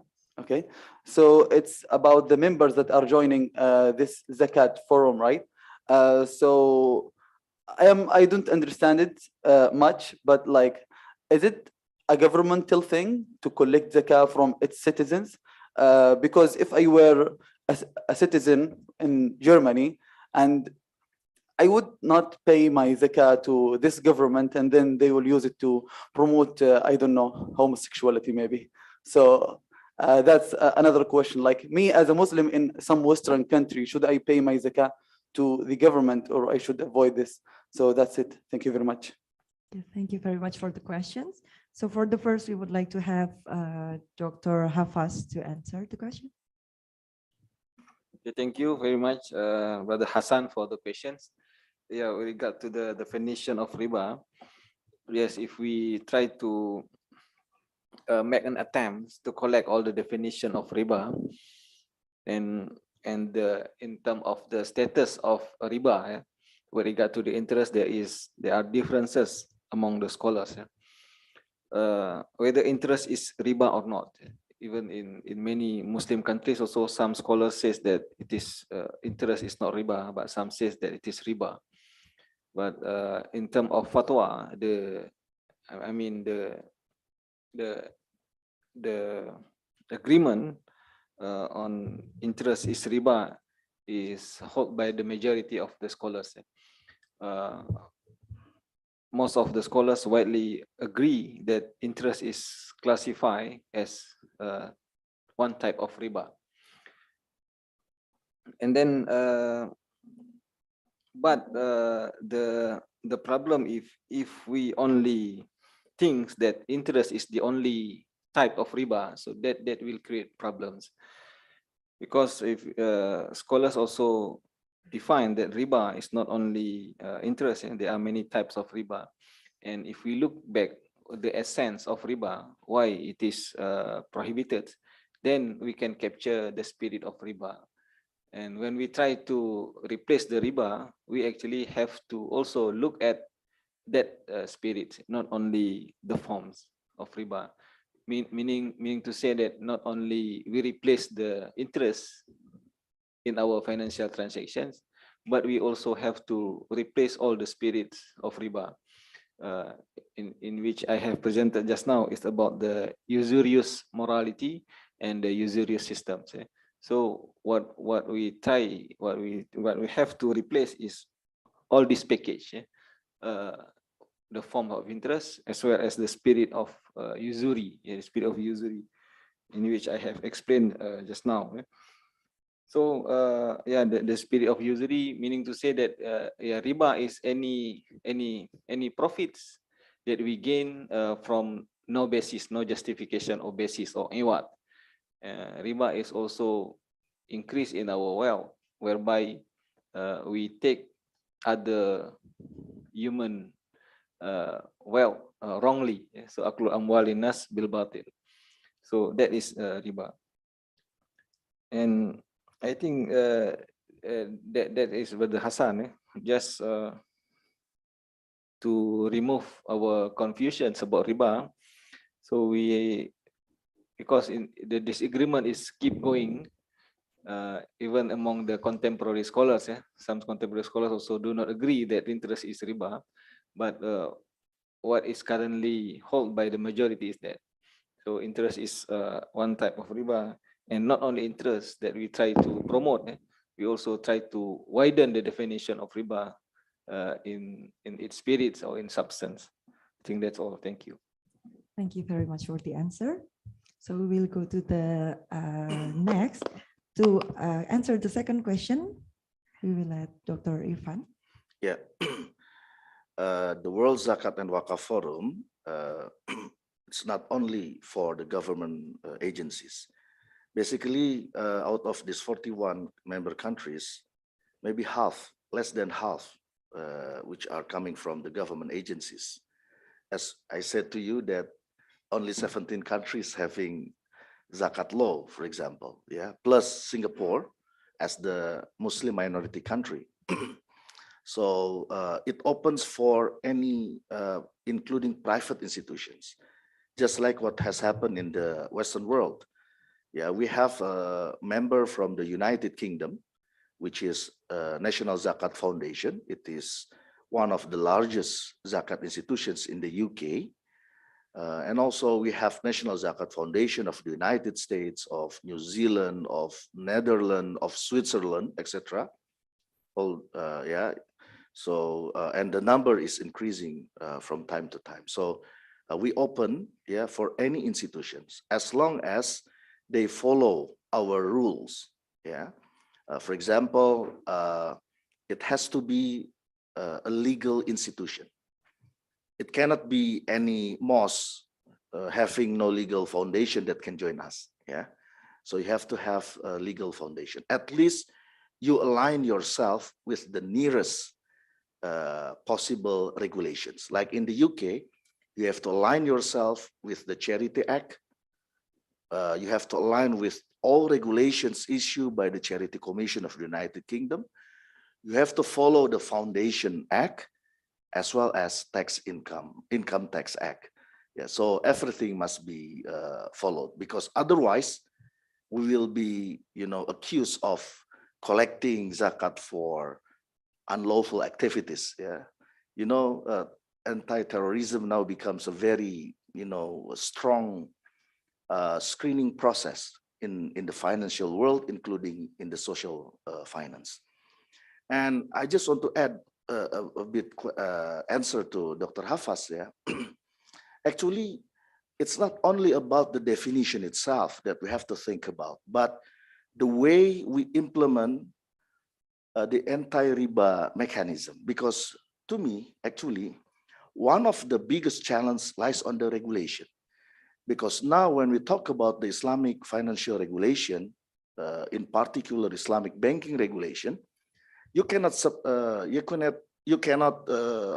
free yourself from Basel core principles, for example. Yeah, everyone can deposit their money in the bank, but not everyone can get financing from the bank because of the bankability screening process. This is, to me, is unjust. That's why many, especially the small scale people or enterprise, have no access to that. That's why the issue of financial inclusion now becomes bigger and bigger, particularly after the 2008 crisis. After that global economic crisis in 2008, everybody now is talking about financial inclusion.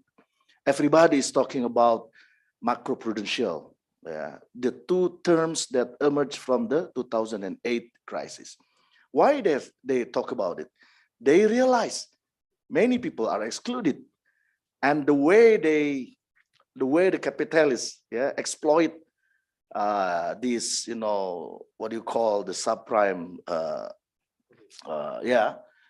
is unjust. Yeah, they just exploit. Yeah, so I mean, we have to think about it. Yeah, that's why now in my country, for example, I consistently give advice to Financial Service Authority, try to change the way they supervise our Islamic financial industry. When we talk about equal treatment, it's not equal in the sense that if you treat conventional bank with A, then you have to treat Islamic bank with A. It's not like that. You have to treat each industry based on its own uniqueness. Yeah. For example, when we talk about the collectibility regulation, this is a bit technical. Yeah. We have good collectibility and bad collectibility. And what happened? Collectibility means the ability for a bank to recollect the fund that they have financed, they have given in the form of financing. If it is according to the projection, it means that you have a good collectibility. But if it is not according or based on the projection, it is not a good collectibility. What happened when we talk about mudharabah musyarakah? It has to be, it cannot be according to the projection. Yeah, sometimes you earn more money because the profit is bigger. Sometimes, on the other time, you suffer a bit loss. So it means that equalizing. That's why how we mitigate that one, we apply the concept of profit equalization, which is not, to me, expressing the true Islamic or Islamic financial contract. So what I'm trying to say, in addition to our deep thought on the riba concept itself, we have to also balance it with the regulation, because banking industry is highly regulated industry. Yeah, so that's why the role of regulation is very important, and we have to criticize the equal treatment, which to me is not justified. Yeah, and congratulations for Saudi Arabia for beating the Argentina. Yeah, okay. Thank you. I am not Saudi, but we are proud of any Muslim country to win this. I know. I'm also proud of Saudi. Don't worry. Thank Although you I support Argentina. Thank you so much for answering the question. Thank you very much for the first questioner. And then we will ask, okay, we'll go to the first one, for Miss. Assalamu alaikum wa rahmatullahi wa barakatuh. Thank you for all speakers. I would like to point my question to Dr. Arfan, the third speaker. I'm Lina. I'm Lina, PhD in Islamic banking and finance. My question: if the zakat is enough, why the third poor peoples from the Islamic world? And if it's not enough, why the way, which ways we can like improve it from making people just taking zakat, and then we need the ways that to make them to become like paying the zakat, not taking the zakat. And then the time of Umar ibn Abdul Aziz, where the zakat, even they don't have any poor person when is going to be that time coming back again? Thank you. Okay, we will go to the answer. Yeah. Exactly. So it's difficult to answer when it will come back again. Yeah, it will come back again when we all together fight for implementing zakat truly, advocating the policy that support the implementation of zakat. Yeah, because it's a difficult question if it comes to this issue. You know, poverty is part of sunnatullah. You cannot erase poverty.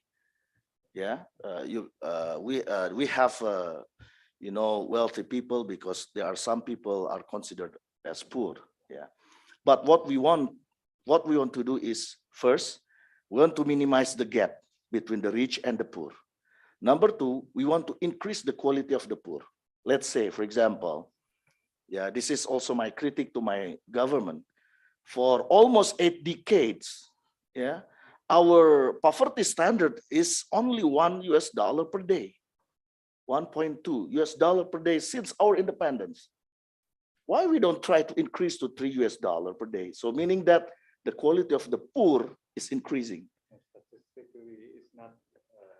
Yeah, because this is embassy. That's why I'm talking to the embassy guy while answering your question. It's not desirable for governments to set a high Yeah, but of course, it will push the government to do their best. Yeah, this is what we are trying to do in the Islamic economics. And how about the zakat potential? Potential of zakat is very big. According to one study, it is estimated to reach around 500 to 600 billion US dollar. So this is a very huge money. However, the level of awareness of the people to donate their zakat is still very low. Yeah, in our country, for example, we have our own zakat literacy index. It is only at the moderate level. You know, hundreds of years of practice of zakat, but at the end of the day, in today's world, our level of understanding is at moderate level, not at the very high level, meaning that a lot of things need to be done. And what we have to do, in addition to increasing public literacy and awareness, we also need to increase the quality of zakat management itself, because the basis of zakat is trust. You want to give zakat through an institution of amil because of the trust. If you don't trust them, will you pay zakat through this institution? Of course not. That's why trust is something that we have to fight for. It's not something which is given. Trust needs to be, you know, taken and captured. That's why we come up with the idea of zakat core principles, the technical notes, yeah, even Wakaf core principles and the technical notes. Even now, we produce the Good Nazir Governance Index. So maybe some of the students will try to use this index to evaluate the performance of Nazir or Mutawali institutions in your respective country. Why we come up with these kind of things? Because at the end of the day, our objective is to increase the management quality so that people's trust can be obtained. This is what we are trying to do. And number three, we cannot solve all of our problems alone by ourselves. That's why we need to collaborate. The World Zakat and Wakaf Forum is attempting to facilitate stronger collaboration among the actors of Zakat and Wakaf globally throughout the world.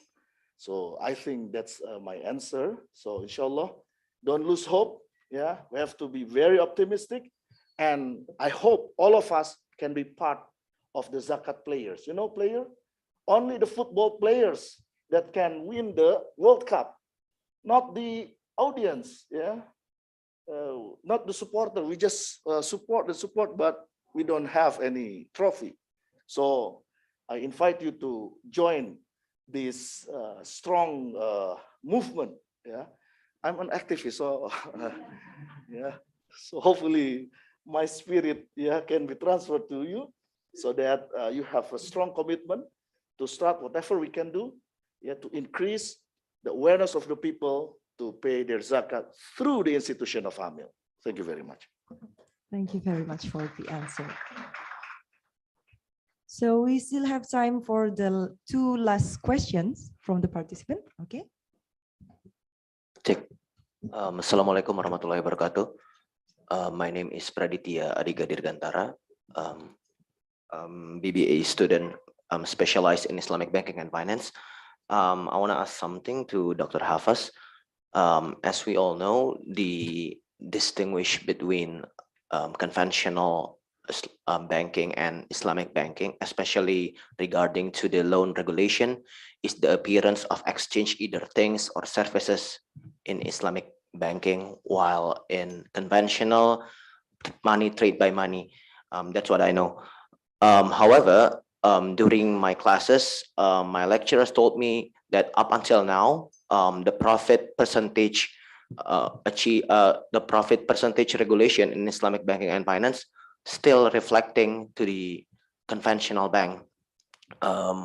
And Islamic banking has not solved this kind of problem.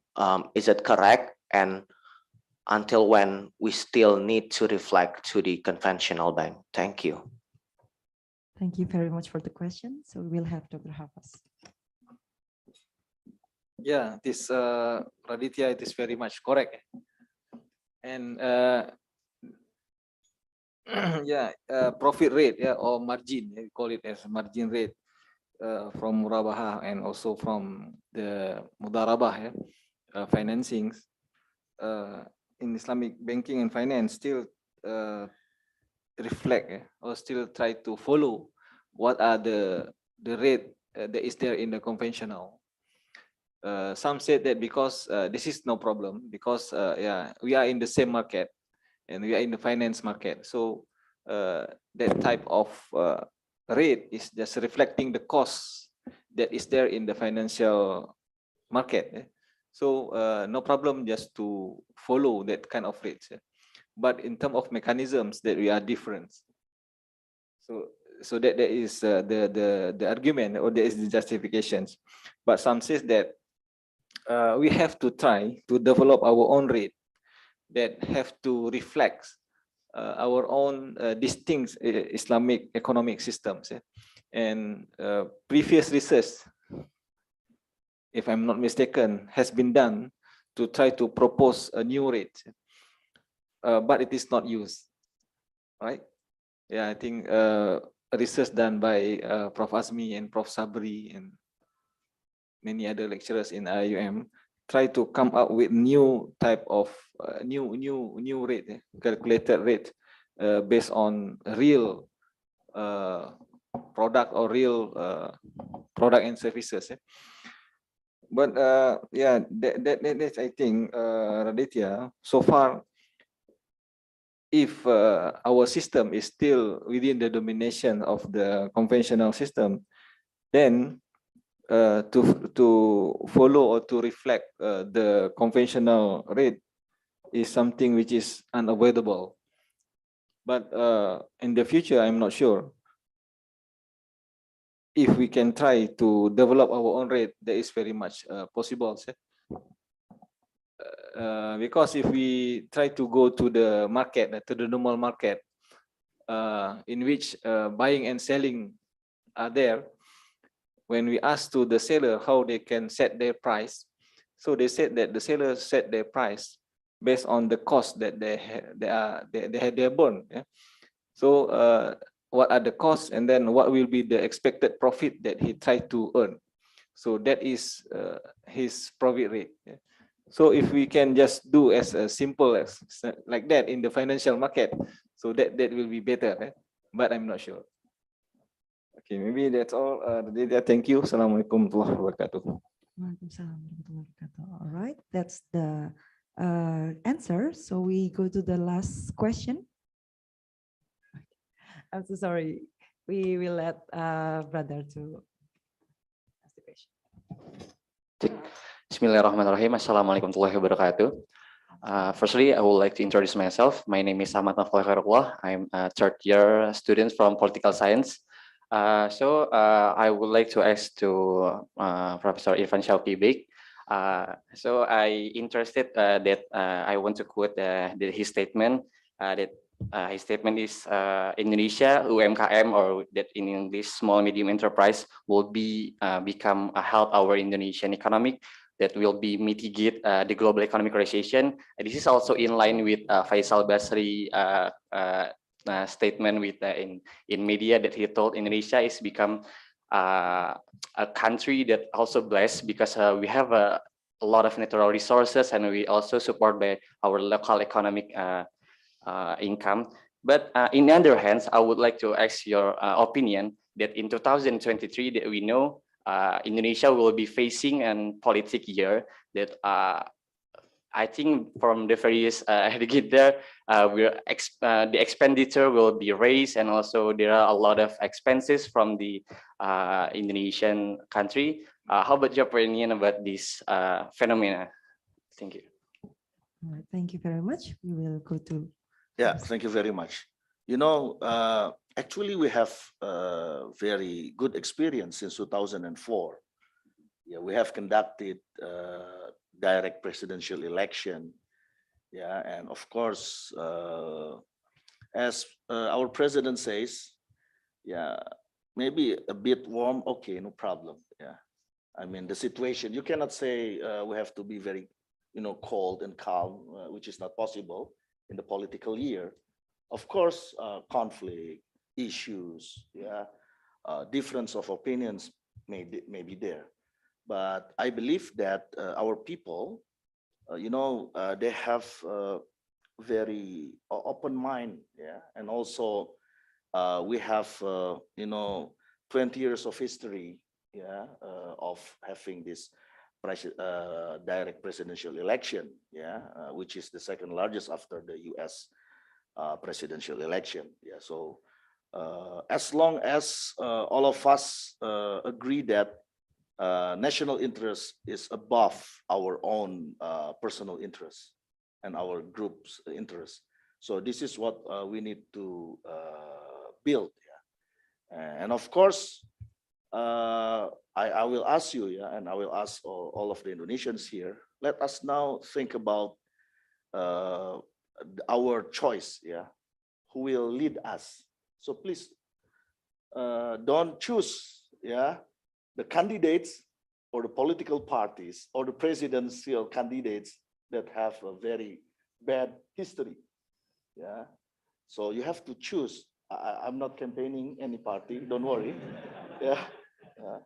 But if you know my background, you will know my party.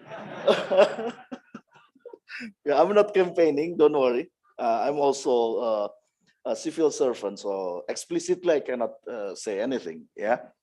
But we have to choose a right candidate.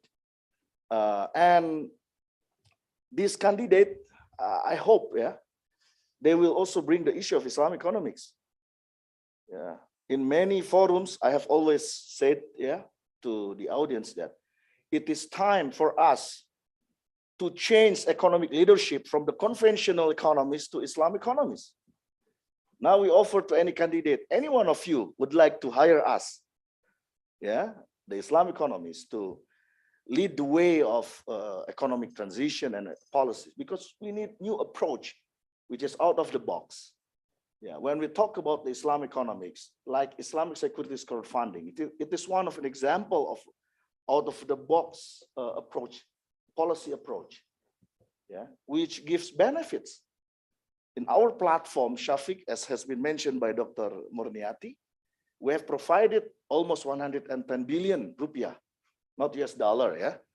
So it's around 10 million US dollar to more than 60 projects of the SMEs, yeah.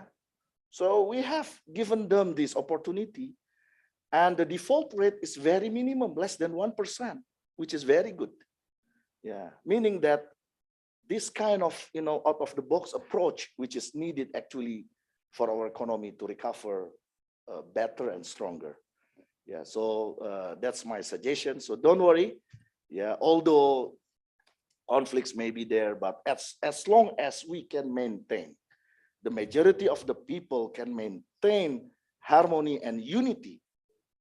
Yeah, although we have sharp differences, politically, economically, etc., as long as we can maintain it, inshallah. Yeah, I have to spread the optimism. If I have spread the pessimism, then maybe you will not come back to our country. Yeah, we need you guys. Yeah, come back and build our own country.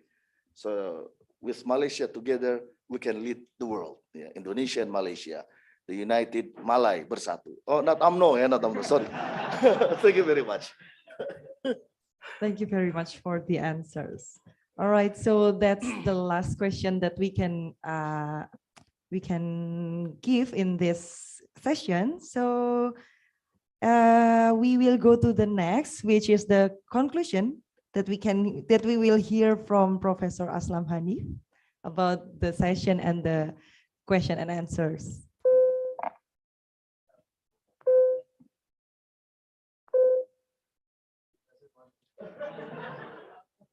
Perhaps you oh, okay.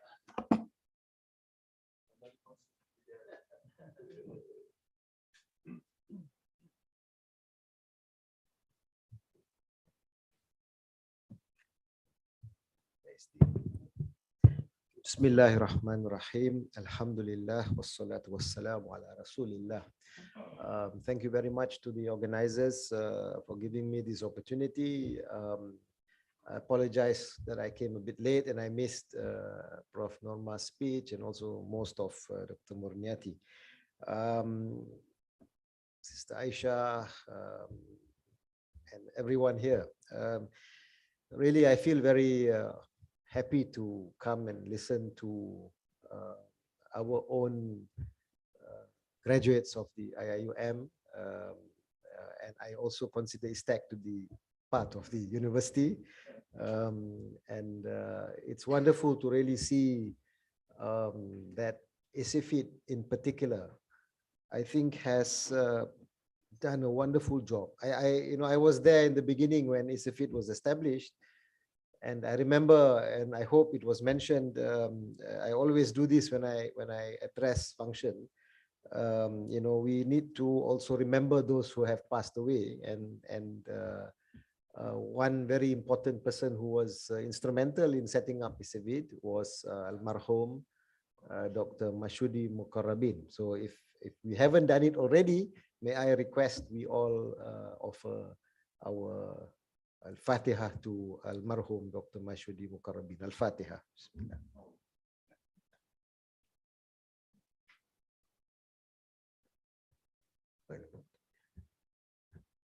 May Allah bless all of our ISIFID colleagues who have been working for, is it 20 years right now? 20 years. I always tell our Malaysian students, look at ISIFID, they have nobody tells them to do anything. They do it themselves. And I think this is where we Malaysians can learn a lot from our Indonesian colleagues.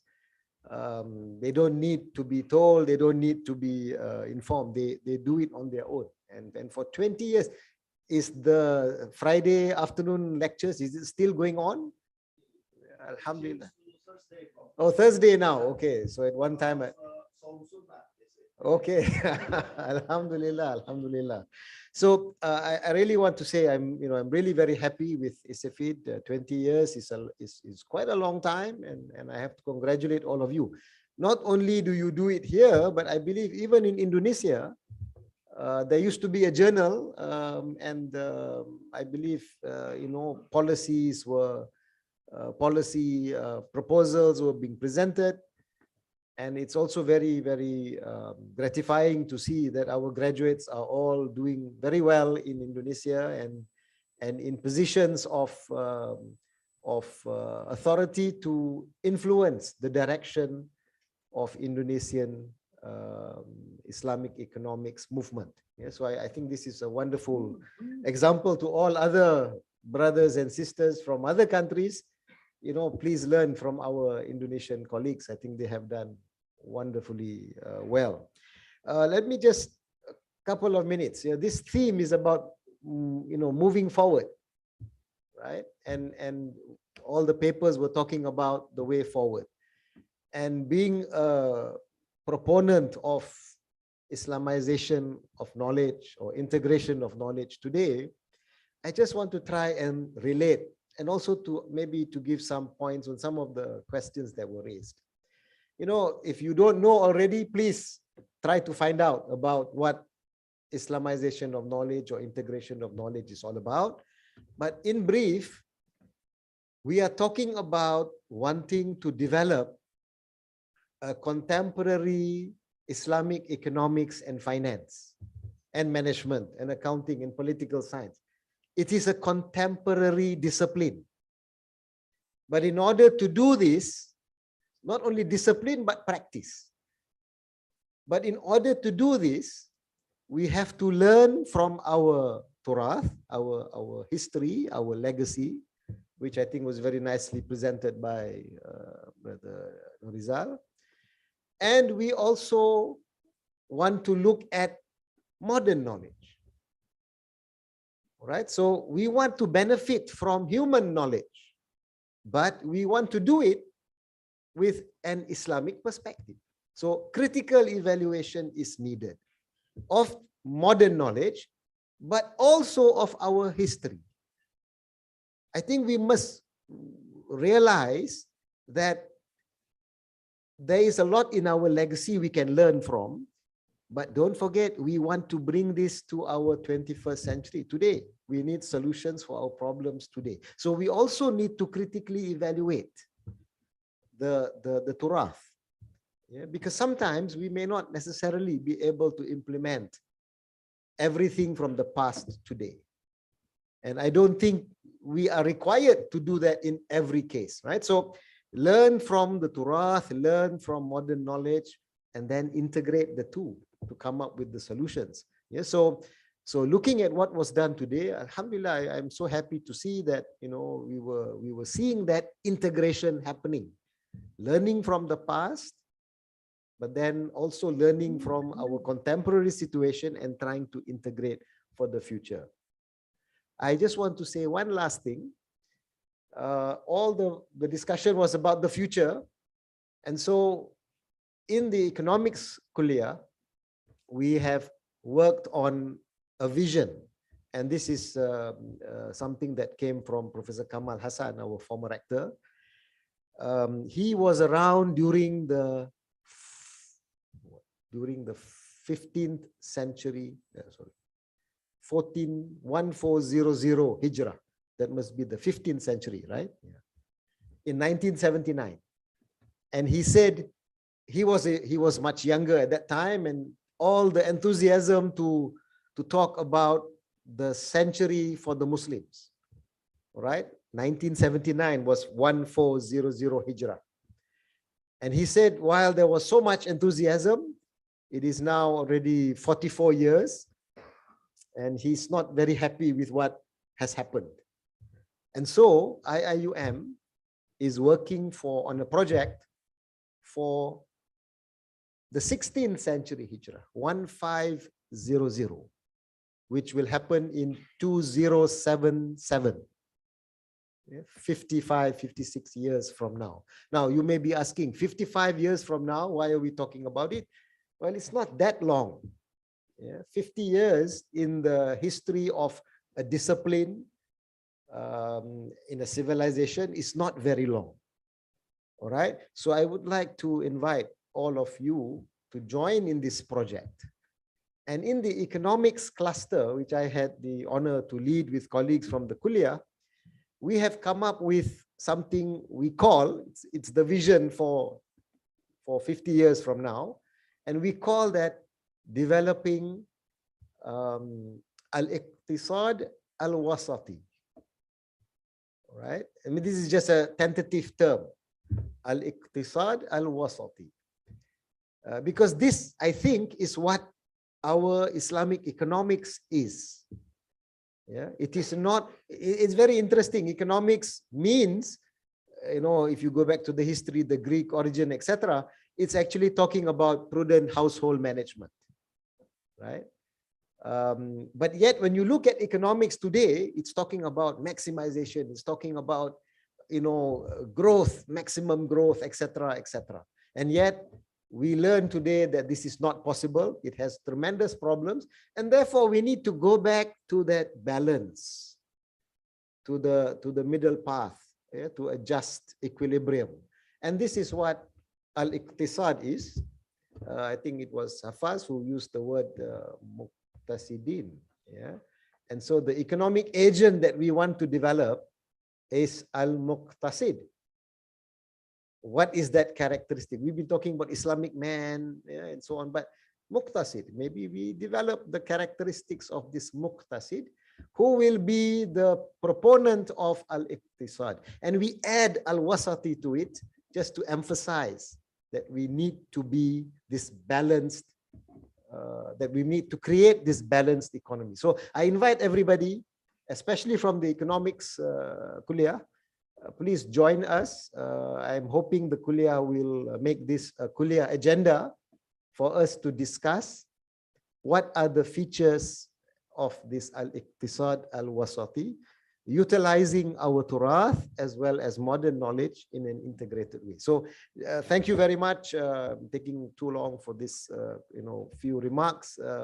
Once again, congratulations to ISEFIT for a wonderful 20 years, and we look forward to another 20 years and much more to come. Wallahu alam. Assalamu alaikum wa rahmatullahi wa barakatuh.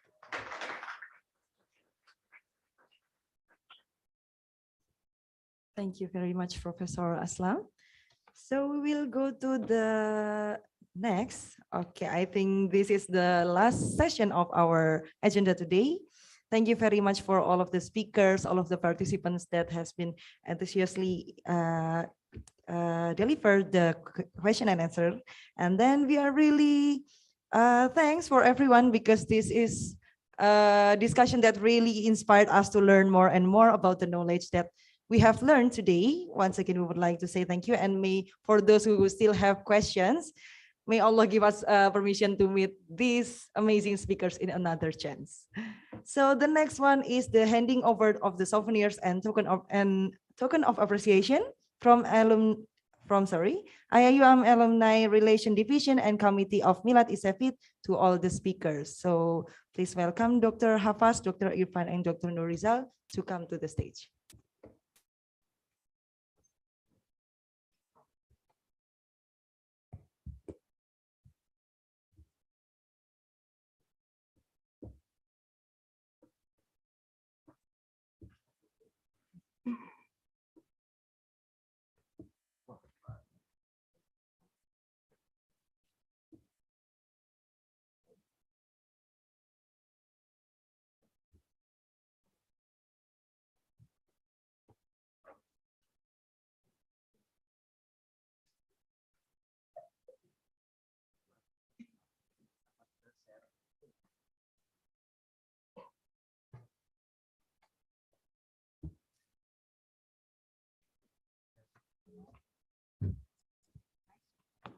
Let's give applause for the speakers that we have been in this agenda today.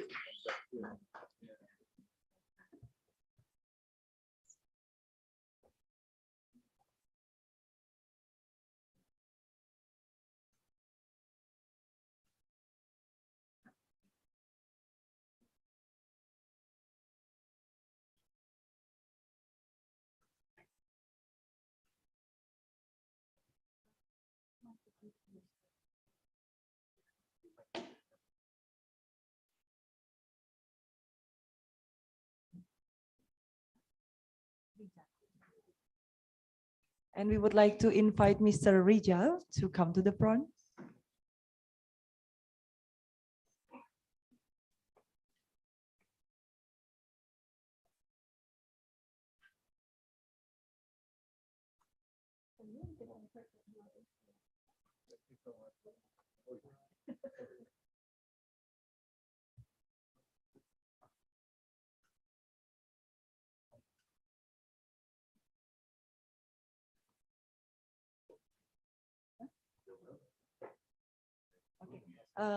May please stay on the front of this, because we would like to deliver also the token of appreciation.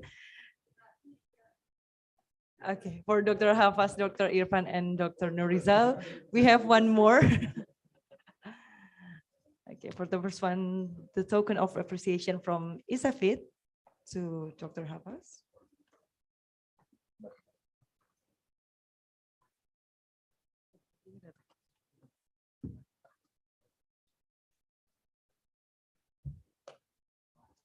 Then to Dr. Irfan. And we have Dr. Murni also for this.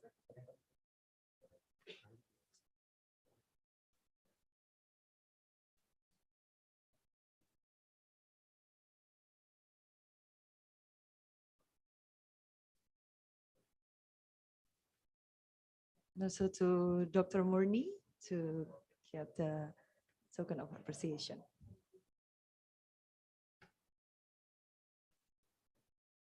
So we will have.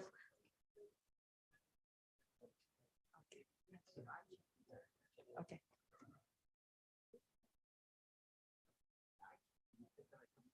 Okay, Sister, Madam Aisha to give the souvenirs to Dr. Muni.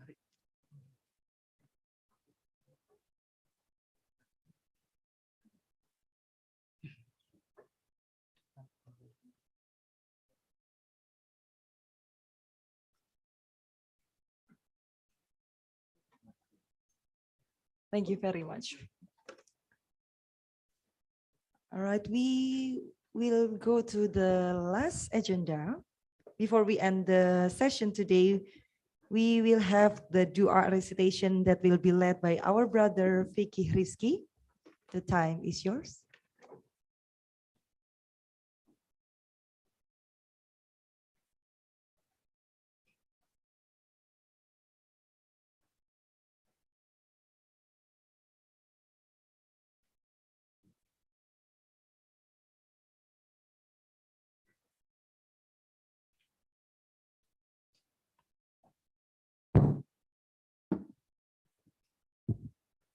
Bismillahirrahmanirrahim.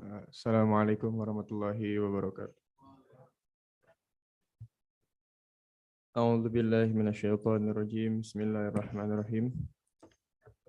Hamdan syakirin, hamdan na'imin, hamdan yuwafi ni'mahu wa yukafi mazidah. Ya Rabbana lakal hamdu kama yanbaghi li jalali wajhikal karimi wa 'azimi sultanik.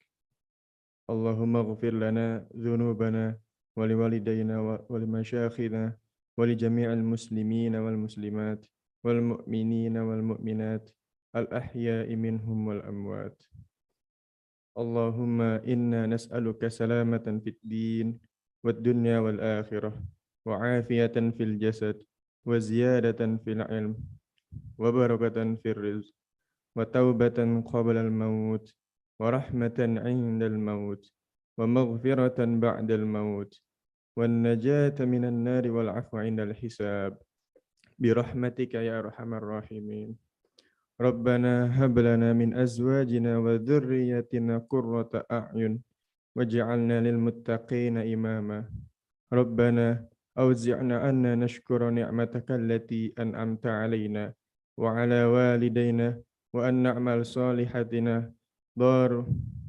وأدخلنا برحمتك في عبادك الصالحين ربنا لا تؤاخذنا إن نسينا أو أخطأنا ربنا ولا تحملنا علينا إصرا كما حملته على الذين من قبلنا ربنا ولا تحملنا ما لا طاقة لنا به واعف عنا واغفر لنا وارحمنا أنت مولانا فانصرنا على القوم الكافرين ربنا آتنا من لدنك رحمة وهيئ لنا من أمرنا رشدا ربنا آتنا في الدنيا حسنة وفي الآخرة حسنة وقنا عذاب النار وصلى الله على سيدنا محمد وعلى آله وصحبه وسلم سبحان ربك رب العزة عما يصفون وسلام على المرسلين والحمد لله رب العالمين السلام عليكم ورحمة الله.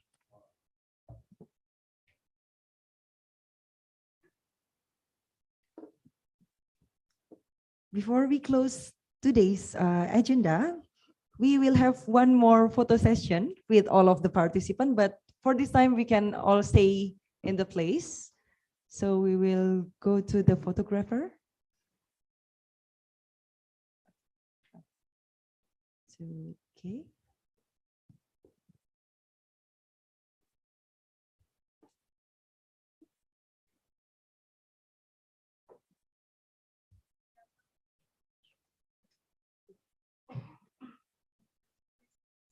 So please, for all the participants there, maybe we can be united in one spot so it can be seen clearly.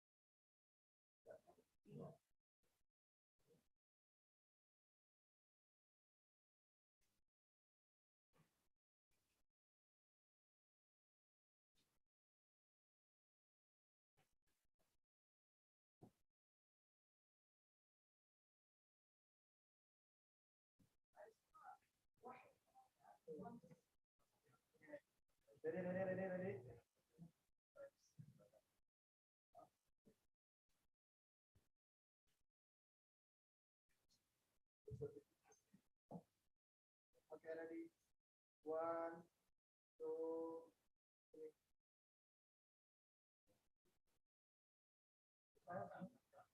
Okay.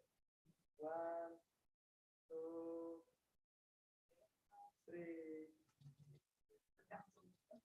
Okay. Nah, let us point to Prof. Aslam. Okay. And you point to her. Okay, ready. 1, 2, 3.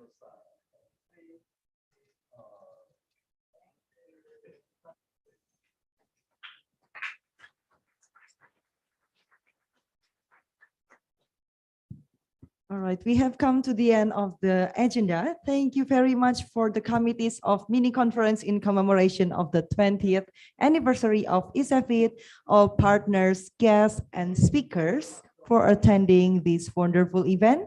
And thank you very much everyone for joining this agenda. Please forgive me for any mistake that I might have done as the MCs for this session.